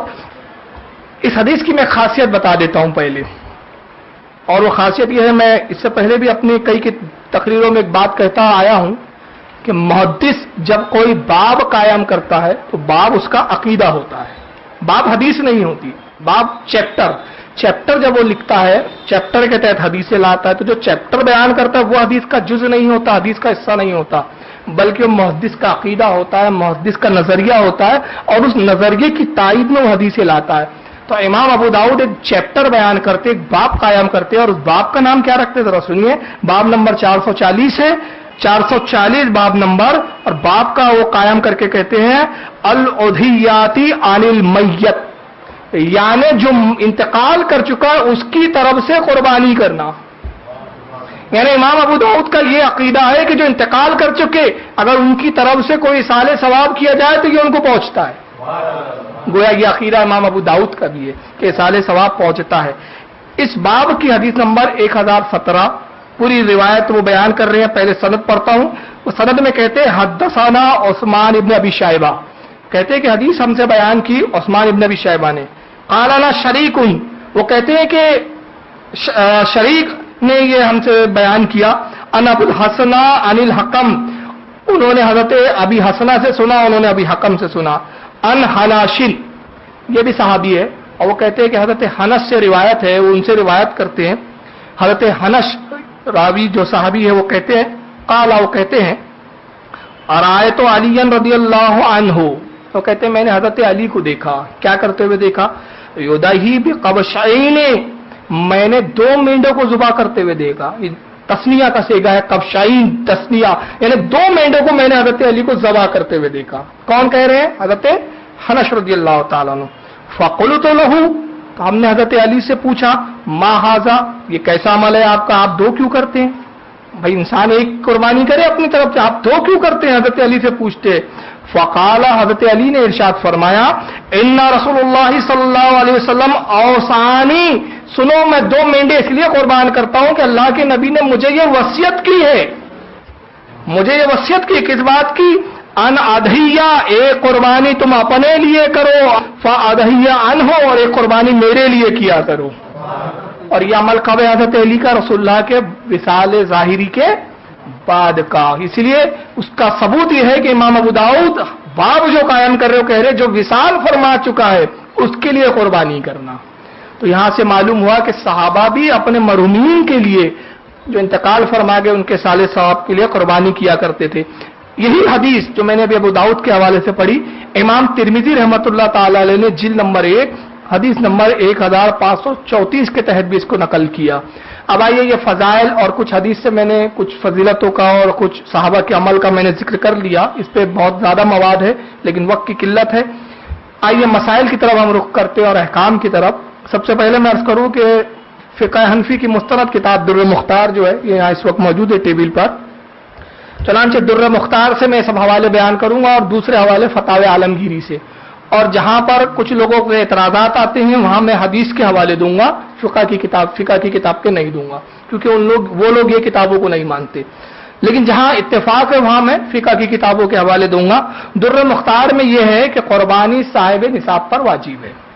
اس کا میں ذکر ابھی کروں گا کہ یہ واجب کیسے ہے، ایک فرقے کا اس پر اختلاف ہے۔ قربانی صاحب نصاب پر واجب ہے۔ اب صاحب نصاب کون ہے؟ تو صاحب در مختار اور دیگر فقہاء کرام فرماتے ہیں کہ جس کے پاس 52.5 تولے چاندی ہو یا 7.5 تولے سونا، اس کی ملکیت کے برابر روپیہ ہو یا اتنی ملکیت کی چیزیں ہو، غیر مطلب ضرورت اصلیہ کے علاوہ جو چیزیں ضرورت کی ہے، کھانے پینے کے برتن وغیرہ یہ سب چھوڑ کر، اس کے علاوہ اس کے پاس کیش یا کوئی ایسی رقم یا زیورات ایسا ہو کہ جس کی قیمت یا 52.5 تولے چاندی کے برابر ہو یا 7.5 تولہ سونا کے برابر ہو، اس شخص پر قربانی واجب ہے۔ دوسرا یہ ہے کہ قربانی واجب ہونے کے لیے 4 چیزیں ہیں، 4 شرطیں ہیں۔ 4 میں سے اگر ایک بھی کم پائی جائے تو قربانی واجب نہیں ہوگی۔ پہلی شرط کیا ہے کہ مسلمان ہو اور بالغ ہو، یعنی بالغ مسلمان ہو، یہ پہلی شرط ہے۔ اگر نابالغ ہے تو نابالغ پر قربانی نہیں ہے۔ ہاں اگر نابالغ کر دے تو اس کو نفل ہو جائے گا، اگر اس کا ولی اس کی طرف سے کر دے اس کی، لیکن چاہے وہ کتنا ہی صاحب نصاب ہو اور کتنا ہی پیسہ ہو، لیکن نابالغ ہے تو اس پر قربانی واجب نہیں ہے۔ یہ مفتبی قول ہے۔ بعض علماء کے نزدیک ہے کہ نابالغ پر بھی ہے اس کا ولی کرے، لیکن اجماع جس پر ہے، اتفاق جس پر ہے جمہور کا، وہ یہ ہے کہ نابالغ پر قربانی نہیں ہے۔ دوسرا یہ کہ مقیم ہو۔ مقیم کہتے ہیں اپنے شہر میں رہتا ہو، اپنے وطن میں ہو، اپنے شہر کے اندر ہو۔ اگر وہ مسافر ہے، سفر کی حالت میں، اس پر نہیں ہے۔ چنانچہ در مختار جلد نمبر 9 صفحہ نمبر 382 پر صاحب در مختار فرماتے کہ حاجی پر قربانی واجب نہیں ہے۔ اب یہ مسئلہ میں اس لیے حوالے کے ساتھ عرض کر رہا ہوں کہ اکثر لوگ وہاں سے فون کرتے ہیں ہمارے حجاج اکرام کہ بھئی ہماری قربانی کر دو یہاں، تو ان پر واجب نہیں ہے، وہ کوئی ضرورت نہیں ہے کہ وہ قربانی کرے۔ ہاں اگر کوئی ان کے اہل و عیال میں سے کوئی حاجی صاحب عرب میں ہے اور انڈیا میں کوئی ان کے اہل و عیال میں سے ہے، وہ ان کی طرف سے اگر ذبح کر دیتا ہے تو یہ ان کے لیے نفل ہوگا، ان کا واجب نہیں ہے، کیونکہ وہ سفر کی حالت میں حاجی ہے، تو چونکہ سفر ہے، مسافر ہے، مقیم نہیں ہے، لہذا ان پر قربانی واجب نہیں ہے۔ یہ مسئلہ در مختار جلد نمبر 9 صفحہ نمبر 382 پر صاحب در مختار نے بیان کیا ہے۔ تیسری شرط جو ہے وہ یہ ہے کہ مالک نصاب ہو، جیسے کہ میں بیان کر چکا ہوں۔ اور چوتھی شرط یہ ہے کہ آزاد ہو۔ آزاد سے مراد یہ ہے کہ غلام نہ ہو، اب تو ویسے بھی غلامی کا دستور نہیں ہے، سب آزادی ہے، تو آزاد ہو، غلام پر واجب نہیں ہے چاہے کتنا ہی اس کے پاس مال ہو۔ اب تیسرا مسئلہ یہ ہے کہ قربانی کے دن میں قربانی کرنا ہی واجب ہے۔ یہ نہیں ہے کہ قربانی کے عوض اتنا مال کسی کو دے دیا تو سمجھا کہ قربانی ادا ہو گئی، نہیں ہوگی۔ یہ فتاوی عالمگیری میں علماء نے بیان کیا کہ قربانی کے دن قربانی ہی کرنا ہے۔ مثال کے طور پہ 4000 کا بکرا ہے، اب کوئی صاحب سوچے نہیں یار کیا بیچارے جانور کو مارنا، جیسے بہت سارے آج کل ماڈرن لوگ ایسے ہو گئے ہیں جو سوچتے ہیں کیا جانور کو کاٹنا، حالانکہ دعوت میں گوشت نہ ہو تو منہ آڑے ٹیڑے ہو جاتے ہیں ان کے، کیا بریانی نہیں بنایا اس نے، تو ایسا کرتے ہیں 4000 کی جگہ 6000 ہم صدقہ خیرات کر دیتے ہیں۔ تو مسئلہ یہ ہے شریعت کا، جیسے کہ میں نے ابن ماجہ کی حدیث بھی بیان کی کہ کوئی عمل اس کے برابر نہیں ہو سکتا قربانی کی فضیلت کے، تو قربانی کرنا ہی واجب ہے، رقم دینے سے واجب ادا نہیں ہوگا۔ اب صاحب نصاب پر ہر سال واجب ہے، جیسے کہ میں نے عرض کیا کہ میں اس کو حدیث سے بیان کروں گا۔ چنانچہ امام ترمذی رحمۃ اللہ تعالی علیہ، ترمذی شریف ہے یہ، جامع ترمذی کے اندر اس کی جلد نمبر 1 ہے اور حدیث نمبر 1561۔ بامبے سے ایک دوست کا ہمارے فون آیا تھا بیچ میں کہ وہ بتا رہے تھے کہ کچھ لوگ بامبے میں ابھی یہ کہنے لگے ہیں کہ قربانی ہر سال واجب نہیں ہے، زندگی میں ایک بار کر لیا تو ادا ہو گیا۔ تو میں عرض کر دوں کہ میرے عزیز ایسا نہیں ہے، صاحب نصاب آپ جب ہے تو ہر سال آپ پر واجب ہے۔ ہاں جس سال آپ صاحب نصاب نہیں رہے، مثلاً آج صاحب نصاب ہے، مال ہے تو قربانی واجب ہے، اللہ نہ کرے کہ اگلے سال آپ اتنے غریب ہو گئے کہ قربانی کے لائق پیسے بھی نہیں ہے اور اتنی رقم بھی نہیں ہے جس پر واجب ہوتی ہے، تو اب واجب نہیں رہی، ہر سال واجب ہے۔ اس کا ثبوت یہ حدیث ہے، چنانچہ امام ترمذی رحمۃ اللہ تعالی علیہ جامع ترمذی کے اندر حدیث نمبر 1561 کے تحت بیان کرتے ہیں اور پوری سند بیان کی انہوں نے، اور صحابی رسول تک وہ سند پہنچا کے کہتے ہیں کہ ان مخنف بن سلیم، حضرت مخنف بن سلیم رضی اللہ تعالیٰ عنہ روایت کرتے ہیں، قال قلنا، وہ کہتے ہیں قال قلنا وقوفا مع النبی صلی اللہ علیہ وسلم، وہ کہتے ہیں کہ ہم رسول اللہ صلی اللہ علیہ وسلم کے ساتھ تھے، مقیم تھے، کہاں پر؟ بے عرفات، عرفات کے مقام پر हम अरफात में रसूलुल्लाह सल्लल्लाहु अलैहि वसल्लम के साथ थे, वहां मौजूद थे। फसमीतहु, वो कहते हैं कि मैंने नबी पाक सल्लल्लाहु अलैहि वसल्लम को कहते हुए सुना, यक़ूलु, कि अल्लाह के नबी ने इरशाद फरमाया, या अय्युहन्नासो, ऐ लोगो, अला कुल्ल अहली बैतिन फ़कुल्ल आमिन उदहिया, ऐ लोगो, तुम्हारे तमाम अहलो अयाल की तरफ से हर साल तुम पर कुर्बानी करना वाजिब है। हर साल। यह हदीस साफ सरातन कह रही है कि अल्लाह के नबी सल्लल्लाहु अलैहि वसल्लम ने खुद फरमाया कि कुर्बानी तुम पर वाजिब है। यही हदीस आगे आई है जिससे साबित होता है कि कुर्बानी वाजिब है। ये इब्ने माजा है, सुनाने इब्ने माजा सियासत्ता की सबसे आखिरी किताब है। इमाम इब्ने माजा ने अपनी हदीस की किताब सुनाने इब्ने माजा जिल्द नंबर 2 हदीस नंबर 908 के तहत ये हदीस बयान करते हैं। और ये सहाबी रसूल हज़रत अबू हुरैरा रदियल्लाहु ताला अन्हु से, इन्होंने पूरी सनद बयान की, मैं सनद छोड़ रहा हूं। कहते हैं कि अन अबू हुरैरा रदियल्लाहु ताला अन्हु, अबू हुरैरा रदियल्लाहु ताला अन्हु से मरवी है, कहते हैं अन्ना रसूलुल्लाह सल्लल्लाहु अलैहि वसल्लम, अल्लाह के नबी ने इरशाद फरमाया, काला मन कान लहू सआतुन वलम युदहिया फला यक़रिबन्ना मुसल्लना। अल्लाह के नबी सल्लल्लाहु अलैहि वसल्लम ने इरशाद फरमाया कि जिसको अल्लाह इस्तिताअत दे, जो इस्तिताअत रखता हो कुर्बानी करने की, मन कान लहू सआतुन, जो इस्तिताअत रखता है कुर्बानी करेगी, वलम यदही, मगर वो कुर्बानी ना करे इस्तिताअत के बावजूद, तो अल्लाह के नबी फरमाते हैं फला यक़रिबन्ना मुसल्लना, तो वो हमारी ईदगाह बिल्कुल ना आए। ये सरकार वही सुना रहे थे। यह हदीस साफ इस बात पर दलालत करती है कि कुर्बानी हर साल वाजिब है। क्यों? कि अल्लाह के नबी यहां फरमा रहे कि जो कुर्बानी की इस्तिताअत रख के कुर्बानी ना करे, हमारी ईदगाह ना आए। तो ईद की नमाज तो हर साल पढ़ी जाती है, साल में एक बार, जिंदगी में एक बार थोड़ी पढ़ी जाती है। तो जब हर साल कुर्बानी जो है ईद की नमाज पढ़ी जाती है, तो इससे जाहिर हो जाता है कि हर साल कुर्बानी भी वाजिब है। जिस साल इस्तिताअत के बावजूद कुर्बानी ना करे, तो अल्लाह के नबी उस पर जलाल की कैफियत के साथ इरशाद फरमा रहे कि वो हमारी ईदगाह ना आए, निकल जाए वो ईदगाह से। चुनांचे हदीस बयां साफ तौर पे सरहात कर देती है कि कुर्बानी वाजिब है और साहिब निसाब पर, और हर साल वाजिब है। हाँ, अगर कर्जा है किसी के ऊपर, ये भी मसला आलमगीरी में है कि अगर किसी पे कर्जा है तो अब ये देखा जाएगा कि कर्जा कितना है। तो कर्जा निकालने के बाद अगर इतना माल बच गया कि जिस पर निसाब की मिकदार आ जाती है, तो कुर्बानी वाजिब है। और अगर निसाब से कम बचता है माल, तो उस पर फिर वाजिब नहीं है। मिसाल के तौर पर यह समझ लीजिए कि कर्जा 1 लाख रुपए का है और रकम अभी पास में कितनी है, मान लीजिए 1 ही लाख है, तो देने के बाद तो नील हो गया, तो कुर्बानी वाजिब नहीं। लेकिन कर्जा 1 लाख का है और रकम मौजूद 1.5 लाख की है, तो 1 लाख अदा करने के बाद कितने बच रहे हैं, 50,000, तो साहिब निसाब अभी भी है, तो अब कुर्बानी वाजिब है। और तीसरा मसला इसमें एक अहम यह भी मसला है कि जैसे कि ज़कात का मसला है कि साल गुजरने पे ज़कात फर्ज होती है, साल गुजरने के बाद ज़कात फर्ज होती है, साल गुजरना शर्त है, मगर कुर्बानी के लिए माल पर साल गुजरना शर्त नहीं है। यहां तक कि उलमा फरमाते हैं कि कुर्बानी के 3 दिन है, अय्याम नहर जिसको कहा जाता है, 3 दिन कुर्बानी के। कब से? सुबह सादिक से, पहले दिन यानी 10वीं ज़िलहिज्जा की पहले दिन से कुर्बानी शुरू होती है, सुबह सादिक के बाद से लेकर तीसरे दिन की मगरिब तक। मगरिब का वक्त जैसे शुरू हुआ, वक्त कुर्बानी का खत्म हो गया। अगर मगरिब से कुछ पहले, असर के बाद और मगरिब से पहले तक कोई गरीब मुफलिस था, मगर मगरिब के कुछ पहले उसके बाद इतना माल आ गया कि साहिब निसाब हो गए, तो कुर्बानी वाजिब हो गई। हुक्म है कि फौरन जाए बाजार, फौरन बकरा लाए और या जानवर जो भी मुहैया हो जिस पर कुर्बानी हलाल है वो लाए और कुर्बानी करे। इस पर माल पर साल गुजरना जरूरी नहीं है। अब इस सबसे अहम मसला मैं अर्ज करूं कि घर के जितने अफराद साहिब निसाब है, सब पर कुर्बानी है। हमारे यहाँ अमूमन होता क्या है, खासतौर से हिंदुस्तान में, एक बकरा ला लिया। अब घर में कितने लोग साहिब निसाब है? मर्द भी है, 4 भाई है, 4 भाई कमाते हैं, चारों के पास इतना माल है कि साहिब निसाब है। चारों की बीबियां हैं, बीबियों के पास इतना जेवर है कि वो भी साहिब निसाब है, मगर क्या किया, 2 बकरे ला लिए या 1 बकरा ला लिया, पूरा घर सबका सब उसी बकरे में खा रहा है और एक कुर्बानी कर दिया। तो जिसकी तरफ से किया वो किसकी तो अदा हो गई, लेकिन बाकी जो साहिब निसाब है उनकी अदा नहीं हुई, उन पर ये जिम्मे बाकी है और ये अल्लाह के अजाब के मुस्तहिक है।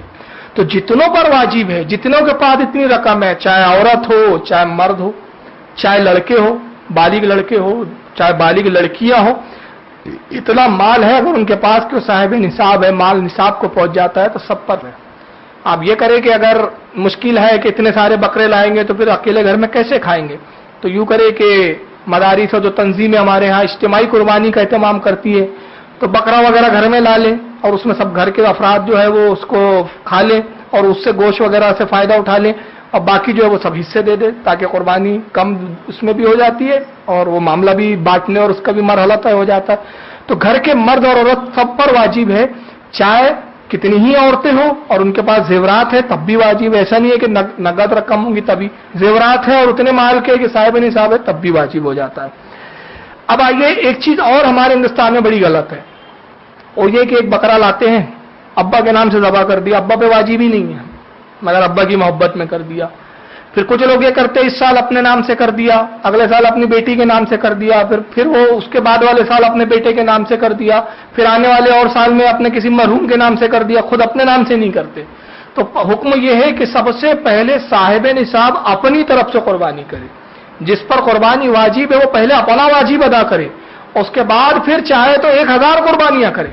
مثال کے طور پہ میرے گھر میں 3 لوگ ہیں، اب میں بہت آسانی سے سمجھاتا ہوں، میں ہوں، میری اہلیہ ہے، میری والدہ ہے، اب والدہ پہ بھی قربانی ہے، اہلیہ پر بھی قربانی ہے، مجھ پر بھی ہے، میرے پاس مال ہے، والدہ کے پاس زیورات ہے، بیوی کے پاس زیورات ہے، تو میں پہلے یہ کروں کہ میں اپنی طرف سے قربانی اپنی خود کروں، میری والدہ اپنے مال سے قربانی کرے، میری اہلیہ اپنے مال سے قربانی کرے۔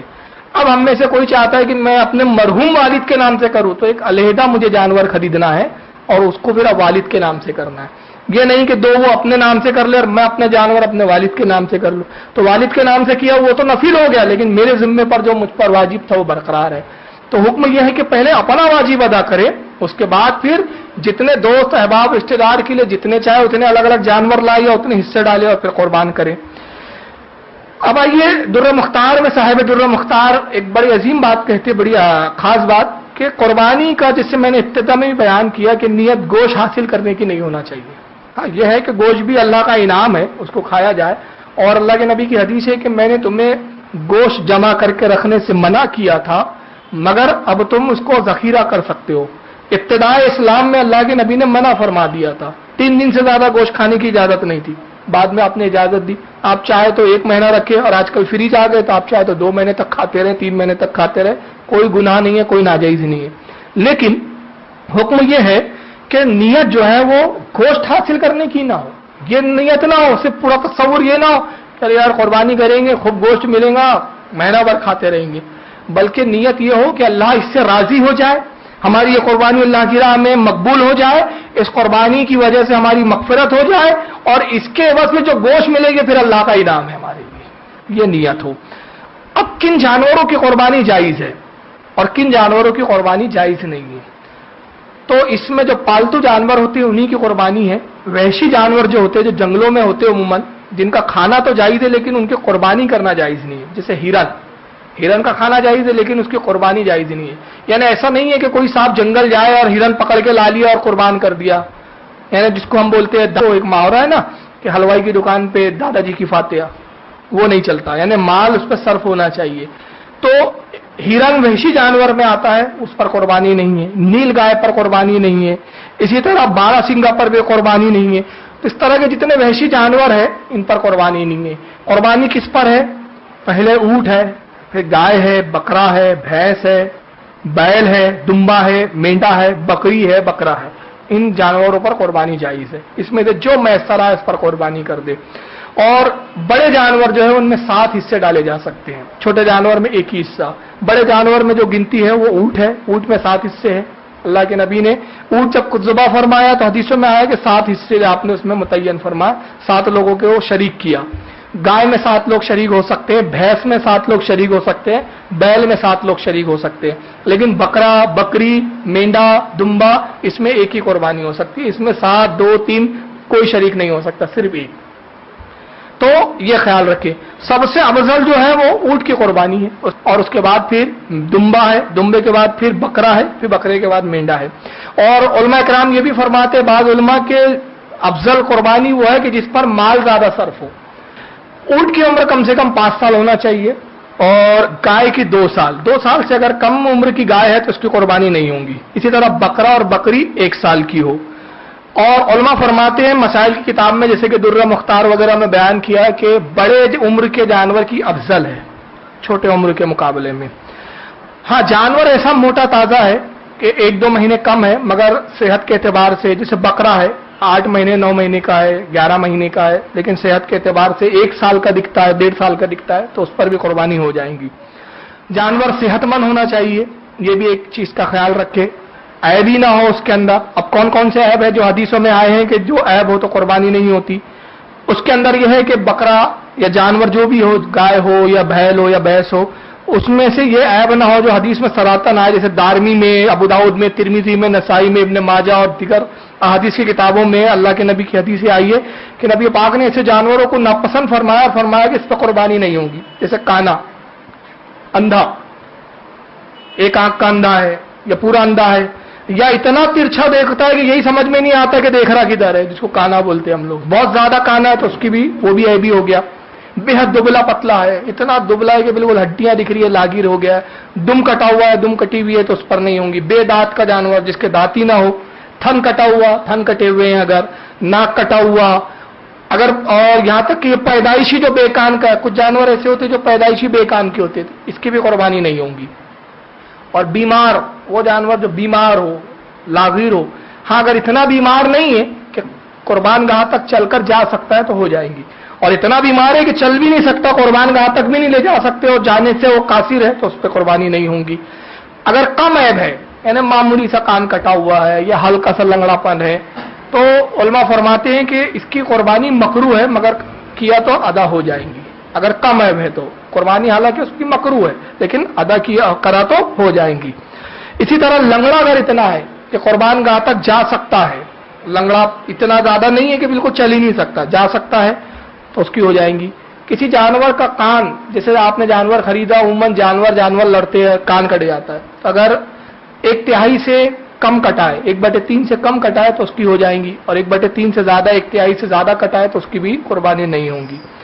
اب میں ایک خاص بات عرض کروں کہ خصی کی قربانی رسول اللہ کی سنت ہے۔ یہاں پر کچھ لوگ ایک شبہ پیدا کرتے ہیں کہ خصی جانور تو عیبی ہے لہذا اس کی قربانی نہیں ہوتی، تو میں عرض کر دوں وقت نہیں ہے ورنہ میں پڑھ کے سناتا آپ کو، حوالہ دے دیتا ہوں صرف کہ اللہ کے نبی صلی اللہ علیہ وسلم نے، حضرت جابر بن عبداللہ سے روایت ہے کہ نبی پاک صلی اللہ علیہ وسلم نے 2 خصی مینڈوں کی قربانی خود اپنے ہاتھ سے فرمائی اور خصی جانور کو پسند فرمایا۔ یہ حدیث دارمی کے اندر، سنن دارمی میں امام دارمی نے نقل کی، اور امام ابو داؤد نے جلد نمبر 2 حدیث کو نقل کیا۔ موطا امام محمد میں حدیث نمبر 627 میں امام محمد جو امام اعظم ابو حنیفہ کے شاگرد ہیں انہوں نے بھی اس حدیث کو نقل کیا ہے۔ اب آئیے قربانی کا وقت۔ قربانی کا وقت صبح صادق سے لے کر، جیسے کہ میں نے کہا 12 ذی الحجہ کے غروب آفتاب تک ہے، یعنی 12 تاریخ جب ذی الحجہ کی لگیں گی یعنی 13 تاریخ لگ جاتی ہے مغرب کے بعد سے، تو غروب آفتاب سورج غروب ہونے سے پہلے تک قربانی کا 3 دن ہے، 3 دن اور 2 راتیں۔ رات میں بھی قربانی کی جا سکتی ہے لیکن دن میں کرنا افضل و بہتر ہے۔ یہ 3 دن ایام نہر کے کہلاتے ہیں، یعنی قربانی کے 3 دن۔ طلوع صبح صادق کے بعد سے قربانی ہو سکتی ہے، مگر شہر کے اندر عید کی نماز کے بعد قربانی کرنا چاہیے۔ اور عید کی نماز کا مطلب یہ نہیں ہے کہ مطلب جس مسجد میں آپ پڑھتے ہو اس مسجد میں ہو تبھی، شہر میں کسی ایک مسجد میں بھی ادا ہو گئی تو اس شہر میں قربانی کی جا سکتی ہے، لیکن اگر پورے شہر میں کہیں ابھی عید کی نماز ہوئی نہیں اور عید کی نماز سے پہلے کسی نے قربانی کر لیا تو اس کی قربانی ادا نہیں ہوئی، اس کو چاہیے کہ وہ دوسرا جانور ذبح کرے۔ اور دیہات میں چونکہ عید کی نماز جو ہے اس کا حکم نہیں ہے، عید کی نماز نہیں ہے، جمعہ اور عید کی نماز دیہات میں نہیں ہے، لہذا دیہات میں طلوع صبح صادق کے بعد سے قربانی جائز ہے۔ تو اگر کوئی چاہتا ہے کہ بہت جلدی کر دے تو وہ اپنا جانور دیہات میں بھیجا دے، حالانکہ ایسا ہوتا نہیں ہے لیکن یہ مسائل ہے اس لیے میں بیان کر دے رہا ہوں۔ اور شہر میں جب رہتا ہے تو شہر میں حکم یہ ہے کہ پہلے عید کی نماز جب ادا ہو جائے، عید کی پڑھ لے، اس کے بعد جانور ذبح کرے، اس بات کا خیال رکھے۔ عید کی نماز سے پہلے اگر جانور ذبح کر دیا اور عید کی نماز بعد میں ہوئی کہ شہر میں، تو پھر اس کو چاہیے کہ دوسرا جانور ذبح کرے۔ یہ درہ مختار جلد نمبر 9 صفحہ نمبر 386 پر یہ بات بیان کی گئی ہے، اور اس تعلق سے مسلسل حدیث ہے۔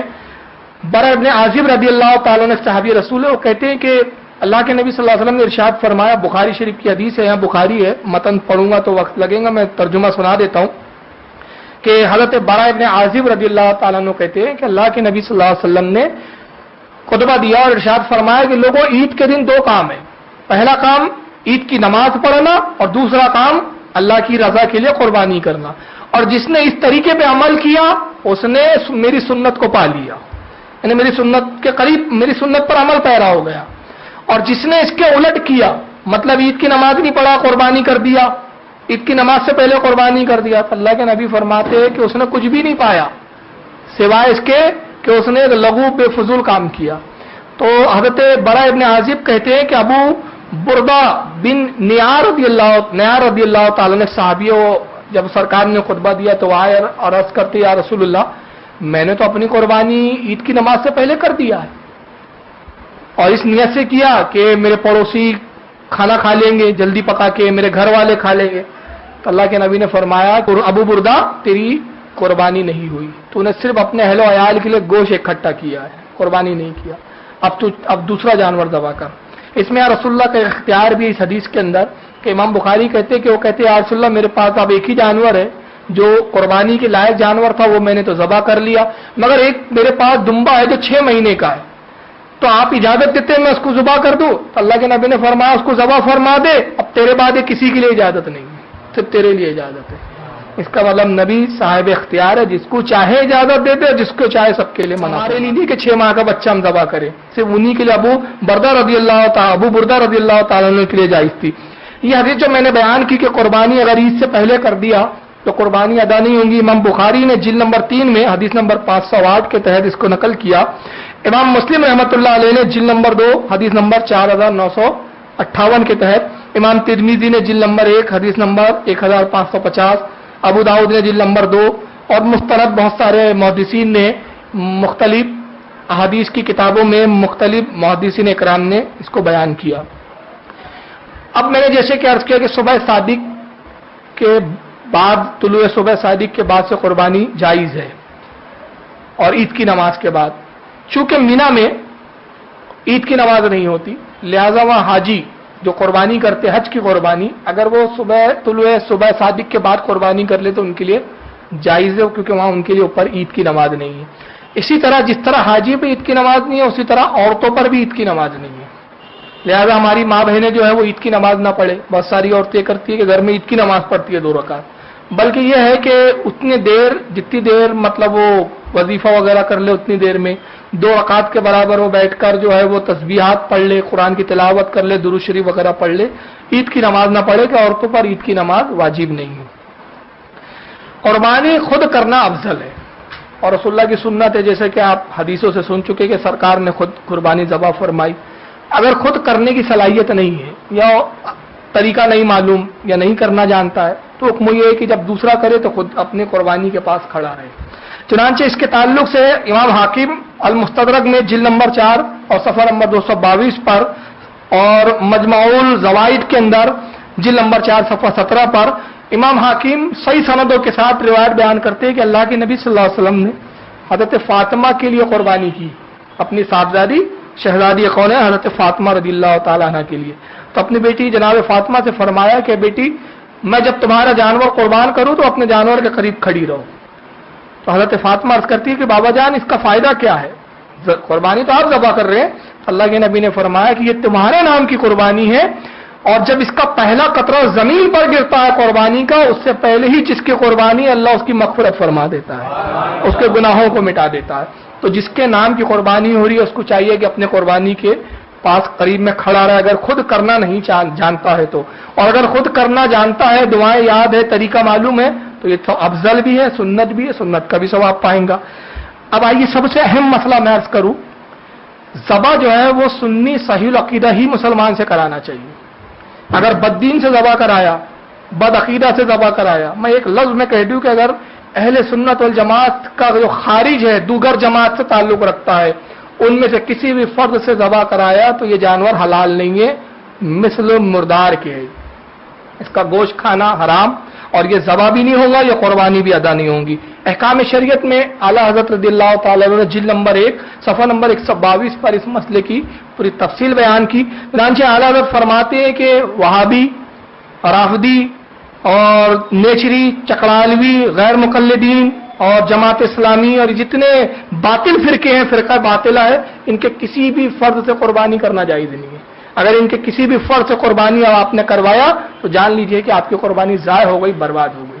سنی صحیح عقیدہ مسلمان سے ہی ذبح کروائیں، اور جب ذبح کریں تو پہلے سنت طریقہ یہ ہے کہ جانور کو چارہ اور پانی پلا دیں، اس کو چارہ کھلا دے، پانی پلا دے، پھر کچھ دیر ٹھہر جائیں اور اس کے بعد چھری کو اچھی طرح تیز کر لیں تاکہ جانور کو تکلیف نہ ہو۔ اور حکم یہ ہے کہ چھری جانور کے سامنے تیز نہ کی جائے، اس لیے کہ اس کو پریشان کرنا ہے، اس کو تکلیف دینا ہے، بلکہ جانور کی نگاہوں سے پوشیدہ کسی اور جگہ پر اس سے ہٹ کر، جہاں جانور کھڑا ہے اس سے ہٹ کر چھری کو تیز وغیرہ کر لیں، پانی وانی پلا دیں، اور اس کے بعد آہستہ سے اس کو پھر بائیں پہلو پر لٹائیں اور منہ اس کا قبلے کی طرف رکھیں، منہ قبلے کی طرف بائیں پہلو پر لٹائیں اور اپنا داہنا پاؤں اس کے جو ہے پہلو پر رکھ کر ایک آدمی پکڑے، بائیں پہلو پر جانور کو لٹانے کے بعد یہ دعا پڑھی جاتی ہے، اور وہ دعا یہ ہے جو اللہ کے نبی صلی اللہ علیہ وسلم نے پڑھی ہے، حدیث میں دعا ہی ہے، چنانچہ دعا یہ ہے، انی وجہت وجہیہ للذی فطر السماوات والارض حنیفا وما انا من المشرکین ان صلاتی ونسکی ومحیایا ومماتی للہ رب العالمین لا شریک لہ وبذلک امرت وانا اول المسلمین اللہم لک ومنک بسم اللہ اللہ اکبر۔ یہ دعا پڑھے اور جیسے ہی اللہ اکبر میں پہنچے، بسم اللہ اللہ اکبر، ویسے ہی جانور کی گردن پر چھری چلا دے۔ جب جانور ذبح ہو جائیں تو اس کی کھال اس وقت تک نہ اتارے جب تک وہ پوری طرح ٹھنڈا نہ ہو جائے۔ عموماً یہ ہوتا ہے کہ قصاب لوگ جلدی کے لیے تاکہ دوسرے جانور کو کاٹنے کا موقع ملے اور ان کی کمائی زیادہ ہو، جانور تڑپ رہا ہوتا ہے، اس میں پوری طرح جان ہوتی ہے، روح نہیں نکلی ہوتی ہے پوری طرح، اور وہ چمڑا چھلنا شروع کر دیتے ہیں۔ تو اس کی سخت ممانعت ہے، اس کا آپ بالکل احتیاط رکھیں کہ جب تک جانور پوری طرح ٹھنڈا نہ ہو جائے تب تک اس کی کھال نہ کھینچے۔ جب یہ ذبح کر دیں آپ چھری چلا کے، اس کے بعد پھر ایک دعا پڑھی جاتی ہے، اگر اپنی طرف سے قربانی ہے تو یہ دعا پڑھی جائے جو اللہ کے نبی کی سنت ہے، اور دعا کے الفاظ یہ ہیں، اللہم تقبل منی کما تقبلت من خلیلک ابراہیم علیہ السلام و حبیبک محمد صلی اللہ علیہ وسلم۔ اور اگر کسی دوسرے کی جانب سے قربانی کر رہا ہے، مثلا خود کی نہیں ہے، کسی اور کے نام سے، تو جب لفظ منی آیا تو منی کی جگہ اس کا نام لے۔ مثال کے طور پہ اگر میں جناب اعجاز بھائی کے نام سے کر رہا ہوں، میں کر رہا ہوں قربانی، تو اس کو میں یوں پڑھوں گا، اللہم تقبل محمد اعجاز کما تقبلت من خلیلک ابراہیم علیہ السلام و حبیبک محمد صلی اللہ علیہ وسلم۔ منی کی جگہ جو ہے اس کا نام لے لیا جائے۔ اور اسی طرح بڑے جانور میں جب 7 حصے ہوتے ہیں تو 7 نام ایک کے بعد ایک لے، پھر اس کے بعد دعا آگے بڑھ جائے۔ اسی طرح جب ذبح کرتے ہیں تو جانور کی 4 رگیں کاٹنا چاہیے، 4 رگیں ہوتی ہیں، اور اگر 4 نہیں کٹی تو کم از کم 3، اور اس سے زیادہ، 4 سے زیادہ نہیں، 3 سے کم نہیں۔ اب آئیے اس کے بعد جب مرحلہ آتا ہے جانور کی ذبح ہونے کے بعد، کھال اتارنا اور اس کے بعد پھر گوشت کی بوٹیاں بنانا۔ یہاں بھی ایک بہت ٹیکنیکل معاملہ ہے، بڑا چھوٹا سا مسئلہ ہے لیکن بہت اہم ہے، اور وہ مسئلہ یہ ہے کہ بوٹیاں جو ہے وہ سنی صحیح عقیدہ سے ہی بنوائی جائے۔ اگر غیر مسلم سے آپ بنوا رہے عموماً اس موقع پر تو سنی صحیح عقیدہ قصاب ڈھونڈنا بڑا مسئلہ ہوتا ہے، عموماً ہندو ہی غیر مسلم ہی ہوتے ہیں جو بوٹیاں بنانے والے ملتے ہیں، تو ایسے وقت مجبوری آ جاتی ہے، تو کوشش تو پہلی یہ کی جائے کہ مسلمان مل جائے، اور مسلمان میں وہ بھی پھر سنی صحیح عقیدہ اچھا ہے، صحیح مسلمان ملے، فرقہ باطلہ سے اس کا تعلق نہ ہو۔ اور خدا نہ خواستہ ایسا نہیں مل سکا، کوئی غیر مسلم ہی مل گیا، تو حکم یہ ہے کہ جب تک وہ بوٹیاں بنا رہا ہے اپنی نگاہوں کے سامنے وہ سب کام کروائے، نگاہوں سے وہ چیز کو اجھل نہ ہونے دے۔ اگر آپ نے نگاہوں سے اجل ہو گئی وہ چیز، مثلا آپ ہی نے ذبح کیا اپنا جانور، خود اپنے ہاتھ سے کیا، بوٹی بنانے والا غیر مسلم ہے، بد عقیدہ ہے، اب وہ گوشت کاٹ رہا ہے، آپ چھوڑ کے چلے گئے کمرے میں، وہ خالی بیٹھا ہے کاٹتے پیٹتے، بہت دیر گزر گئی، اب آپ آئے اس کے بعد، تو شریعت کا حکم یہ ہے کہ وہ گوشت کھانا اب آپ کے لیے حلال نہیں ہے۔ کیوں؟ کیونکہ اس میں شبہ پیدا ہو گیا، اندیشہ ہے کہ چونکہ کفار لا اعتبار ہوتا ہے، ممکن ہے اس نے کوئی ایسی چیز نجس چیز ملا دی ہو، ممکن ہے اس میں گوشت حرام ملا دیا ہو جو حرام گوشت ہو، اچھا گوشت اس نے رکھ لیا ہو، بہت سارے احتمال ہیں، بہت سارے شبہات ہو سکتے ہیں، تو شبہے کی بنا پر شریعت کہتی ہے کہ اب یہ گوشت کھانا حلال نہیں ہے۔ تو کوشش یہ کریں کہ اپنی کوشش نہیں بلکہ حکم ہے، میں کہوں گا کوشش نہیں بلکہ حکم ہے کہ اپنے سامنے وہ بوٹیاں بنوائے۔ اگر آپ کھڑے ہیں اور دیکھ رہے ہیں نگرانی رکھے ہوئے لیکن آپ کو جانا ہے، تو آپ یہ کریں کہ اپنے بھائی یا اپنے کسی عزیز و اقارب کو فوراً کھڑے کر دیں اور تاکید کرے کہ جب تک कोई दूसरा ना आ जाए देखने वाला, बिल्कुल हटना मत, तना मत छोड़ना, ये हुक्म है। ये मसला आला हजरत रज़ी अल्लाह तआला अन्हु ने अहकाम शरीयत जिल्द 1 सफ़ा नंबर 125 पर तफसील से बयान किया है। बड़े जानवर का जो गोश्त तोला जाए, शरीयत का हुक्म यह है कि वो तोल कर दिया जाए, अंदाज से नहीं। हालांकि इसकी अवाम तो अवाम खवास भी जो है पाबंदी नहीं करता। नतीजा ये होता है कि तोल के नहीं देते, अंदाज से देते, जबकि सराहतन साफ तौर पर यह मसला फिका की किताबों में मौजूद है और छोटी छोटी किताबों में, कानूनी शरीयत में आप देख लें, बाहरी शरीयत में देख लें, दुर्र मुख्तार वगैरह और दीगर किताबों में आप देख लें, तो सब में आपको ताकीद के साथ ये हुक्म मिलेगा। इसमें सख्त ताकीद की गई कि जो 7 हिस्सेदार है जो बड़े जानवर के, उनको जब गोश्त तकसीम किया जाए तो बाकायदा तोल कर, और साथ में बताया गया कि अगर किसी को ज्यादा चला गया और जिसको कम आया उसने माफ भी कर दिया तो उसके माफ करने से भी माफ नहीं होगा, इस साफ तौर पर बयान किया गया। तो पहले बाकायदा तोल के दे, बाद में जब तोल के दे दिया आपने, आप बरिश जमा हो गए, उसके बाद वो चाहे तो अपना पूरा थैला दूसरे को ले जाके दे दे, तो हुक्म यह है कि तोल कर दिया जाए। जानवर के गोश्त के 3 हिस्से किए जाए, जैसे कि मालूम है आप लोगों को, चाहे बकरा हो या जो भी आपके हिस्से में आया, और वो 3 हिस्से में ये है, एक हिस्सा अपने लिए रखें, दूसरा हिस्सा अजीज व अकारीब के लिए, और तीसरा हिस्सा गुरबा और मसाकीन के लिए। और अगर फैमिली बड़ी है तो हुक्म यह है कि चाहे तो 2 हिस्से रख ले, अजीज व अकारीब ज्यादा है और उनको भी देना है, गुरबा मसाकिन को देगा तो खुद भी अपने अहल वयाल को नहीं पुरा पाएंगा, तो हुक्म है कि पूरा भी रख सकता है, यानी इसमें इजाजत है। लेकिन बेहतर तरीका यह है, अफजल और सुन्नत तरीका यह है कि 3 हिस्से करें, जिसमें एक से खुद फायदा उठाएं, दूसरा अजीज व अकारीब के लिए, दोस्त अहबाब के लिए, और तीसरा गुरबा और मसाकिन के लिए। अब एक खास मसला मैं बयान करूं, एक बड़ी गलतफहमी हमारे यहाँ राइज हो जाती है। जब हम जानवर ज़बह करते रहो, बाद लोग ये समझते कि फातिहा कलेजी पर ही होंगी, तो इतनी हुल्लड़बाजी होती है कलेजी दो। खासतौर से परेशानियां वहां हो जाती है जहां हिस्से वाला मामला होता है, जानवर बहुत ज्यादा कट रहे हैं और साथ साथ लोग हिस्से शरीक हैं लोग, अब उसमें से एक चिल्ला रहा है कलेजी दो, क्यों, मुझे फातिहा देनी है। तो सबसे पहले तो अर्ज कर दूं कि ये कोई शरीयत का हुक्म ही नहीं है कि फातिहा सिर्फ कलेजी पर ही होगी। फातिहा किसी जानवर के किसी भी जायज हिस्से पे हो सकती है, एक चीज। फिर फातिहा देने का कोई वक्त मुतय्यन नहीं है, कितने बजे से इतने बीच हो, 3 दिन अय्याम है कुर्बानी के, आप 3 दिन में कभी भी कुर्बानी कर सकते हैं, तो फातिहा भी जब चाहे दे दे आप, कोई इसमें हर्ज नहीं है। तो कलेजी पर ही फातिहा होंगी, बाकी किसी पर नहीं। ये बहुत बड़ी गलतफहमी है जिसका कोई सबूत शरीयत की किसी किताब में नहीं है। अब मैं एक बहुत अहम मसला बता रहा हूं जिसमें अक्सरियत मुब्तला है, लेकिन ये बताने से पहले मैं एक बात अर्ज कर देना चाहता हूं कि अल्लाह का फजल करम है कि आज से तकरीबन 6 या 7 साल पहले जब ये इस मसले को मैंने खासतौर से नागपुर में आम किया था, जो ये मसला अमूमन मखसूस उलमा तक ही महदूद था, लेकिन जब मैंने भी पढ़ा तो अल्लाह का फजल करम हुआ कि मैंने एक इश्तिहार की शक्ल में वो मसले को आम किया। और आज मैं जहां तक मेरा अपना मुहासबा है और मेरा एक अपना तजुर्बा इस बिना पे कह सकता हूं कि समझदार सुन्नियों की एक अक्सरियत है जो इस मसले को जानने के बाद उस फेल से बाज आ गई है। और वो मसला क्या है, ओजड़ी खाना जायज नहीं है, ओजड़ी खाने से आप बचें। इस ताल्लुक से एक मुस्तकिल पूरी किताब है जिसका नाम ही है ओजड़ी का मसला, और इसमें अकाबिर उलमा के हमारे फतावे हैं, जिसमें इमाम आजम अबू हनीफा का फतवा, इमाम आजम ने फरमाया ओजड़ी जायज नहीं है।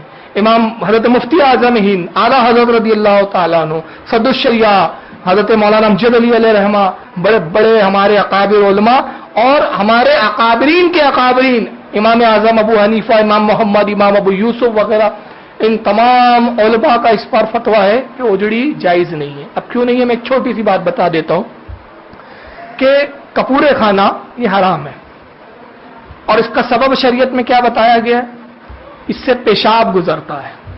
बकरा जानवर पेशाब करता है, उसे पेशाब गुजर, क्योंकि वो राह गुजरे नजिस है, नजिस चीज वहां से गुजरती है, इसलिए शरीयत ने उसको हराम की। उलमा फरमाते हैं कि ओजड़ी वो है कि जहां पर हमा वक्त नजाफत रहती है, यहां से तो गुजरती है, तो जब जो जहां से गुजर रही है वो नाजायज है, तो जहां मौजूद है तो वो कैसे जायज हो जाएंगे। तो ओजड़ी मकरूह तहरीमी है, मकरूह तहरीमी नाजायज के करीब होता है, लिहाजा आप ओजड़ी से बचें। अगर खाएंगे जानने के बावजूद भी तो आप गुनाहगार होंगे, इससे बचें। अल्लाह ताला कुरान में फरमाता है कि पाकीज़ा गिज़ा पाकीज़ा लोगों के लिए है, खाओ साफ सुथरी चीजें। तो जो साफ सुथरी चीजें अल्लाह ने हलाल की है उसको हम खाएं, और जिसको अल्लाह रसूल ने और हमारे बुजुर्गों ने और हमारे उलमा ने मना किया उससे बचें। जानवर का जो चमड़ा निकलता है उसको अपने काम में लाना जायज है, लेकिन उसको बेचकर उसकी रकम लाना जायज नहीं है। مثلاً اس چمڑے کا ڈول بنا سکتا ہے. حالانکہ اب اس زمانے میں تو یہ سب چیزیں نہیں ہوتی ہے, ڈول وول نہیں بنائے جاتے, پہلے کے دور میں ہوتا تھا. جا نماز بنائی جا سکتی ہے. اس کا اگر کپڑا بنانا چاہتا ہے سویٹر وغیرہ تو وہ چمڑے کا بنا سکتا ہے, یعنی استعمال میں لا سکتا ہے اس کو, مگر اس کو بیچ کر جو رقم آئیں گی اس کو استعمال میں نہیں لا سکتا. اور اسی طرح قصاب کو اجرت میں چمڑا دینا بھی جائز نہیں ہے.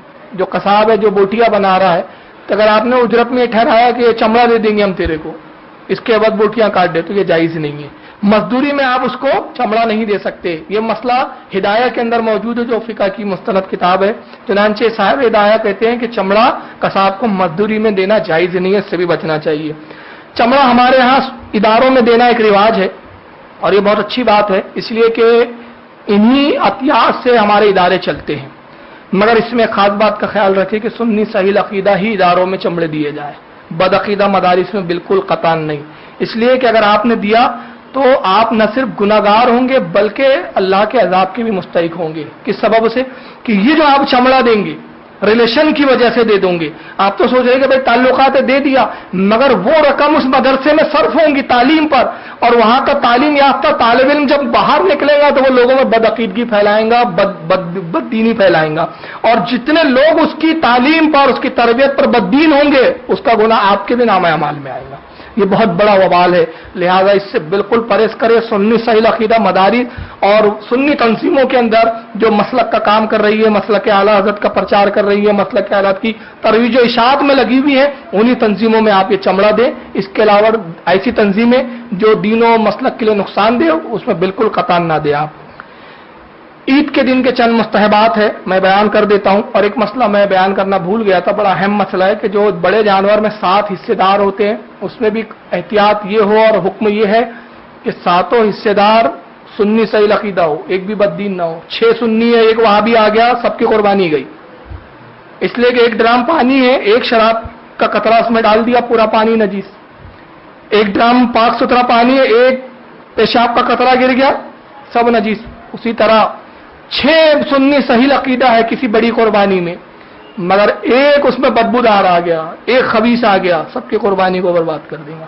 لہذا 7 حصے دار سنی صحیح عقیدہ ہو. یہ اہم مسئلہ جو میں بھول گیا تھا اس کو بھی بیان کر دے رہا ہوں. عید کے دن کے مستحبات یہ ہے جو سنت سے ثابت ہے, بال کاٹنا, ناخن تراشنا, صاف ستھرے کپڑے پہننا, عطر لگانا, مسجد نماز پڑھنے جا رہے یا عیدگاہ جا رہے ہیں تو ایک راستے سے جانا اور دوسرے راستے سے واپس آنا, گلے ملنا, بغل گیر ہونا, عید کی مبارکباد پیش کرنا, اور بقرہ عید میں تسبیحات پڑھنا, اللہ اکبر اللہ اکبر, لا الہ الا اللہ, اللہ اکبر اللہ اکبر وللہ الحمد. یہ 3 دن تک مسلسل ہر نماز کے بعد, 5 نماز کے بعد تکبیر پڑھی جاتی ہے. اس تکبیر کی تلاوت کرنا رسول اللہ سے ثابت ہے, سنت ہے. نماز میں عید کی نماز جلدی پڑھنا, یعنی بہت جلدی اس میں کرنا, یہ بھی مستحب ہے. بقرہ عید اور عید الفطر یہ 2 میں ایک تھوڑا سا سنت کا ایک اور ہے کہ عید اضحیٰ جو ہوتی ہے یعنی بقرہ عید, اس میں نماز کے بعد کھانا سنت ہے, یعنی بھوکے جائیں اور نماز پڑھنے کے بعد کھائیں, یہ سنت ہے. اور عید الفطر کے اندر جانے سے پہلے کچھ میٹھی چیز کھائیں پھر نماز پڑھیں, یہ سنت ہے. اللہ کے نبی کی سنت یہ ہے کہ عید الفطر میں جب آپ جاتے تو چھوارے یا کھجور آپ تناول فرماتے اور طاق عدد میں تناول فرماتے. طاق عدد کیا ہوتی ہے؟ 1 3 5 7 یہ طاق عدد کہلاتے. 9 11 13 15 17 19 21 یہ طاق عدد ہے. تو طاق عدد میں کھجور کھائی جائے. اللہ کے نبی طاق عدد میں 3 یا 1 کھجور تناول فرماتے, عیدگاہ چلے جاتے, پھر نماز پڑھتے. مگر بقرہ عید میں اللہ کے رسول صلی اللہ علیہ وسلم پہلے نماز پڑھتے, اس کے بعد قربانی فرماتے اور پھر قربانی کا گوشت کھاتے. اور یہاں تک کہ حکم فرمایا گیا کہ جس کی طرف سے قربانی ہو اس کے لیے مستحب ہے کہ سب سے پہلے اپنی قربانی کے جانور کا گوشت کھائے, یہ مستحب ہے. اور اگر بھوک لگ رہی ہو تو کھا سکتا ہے, دوسرے کا حصہ اگر آ گیا ہے یا پڑوس سے کوئی سالن وغیرہ آ گیا تو کھا سکتا ہے. لیکن مستحب یہ ہے, باعث ثواب اور سنت پر عمل یہ کہ اپنے ہی جانور کا حصہ کھائے, یہ افضل ہے. چنانچہ یہ چند میں نے مسائل عید جو ہے عید اضحیٰ کے تعلق سے بیان کیے. واللہ عالم ثم رسول عالم. پروردگار عالم ہماری قربانیوں کو اپنی بارگاہ میں قبول فرمائے اور ہمیں سنت کے مطابق قربانی کرنے کی توفیق عطا فرمائے. وما علینا الا البلاغ.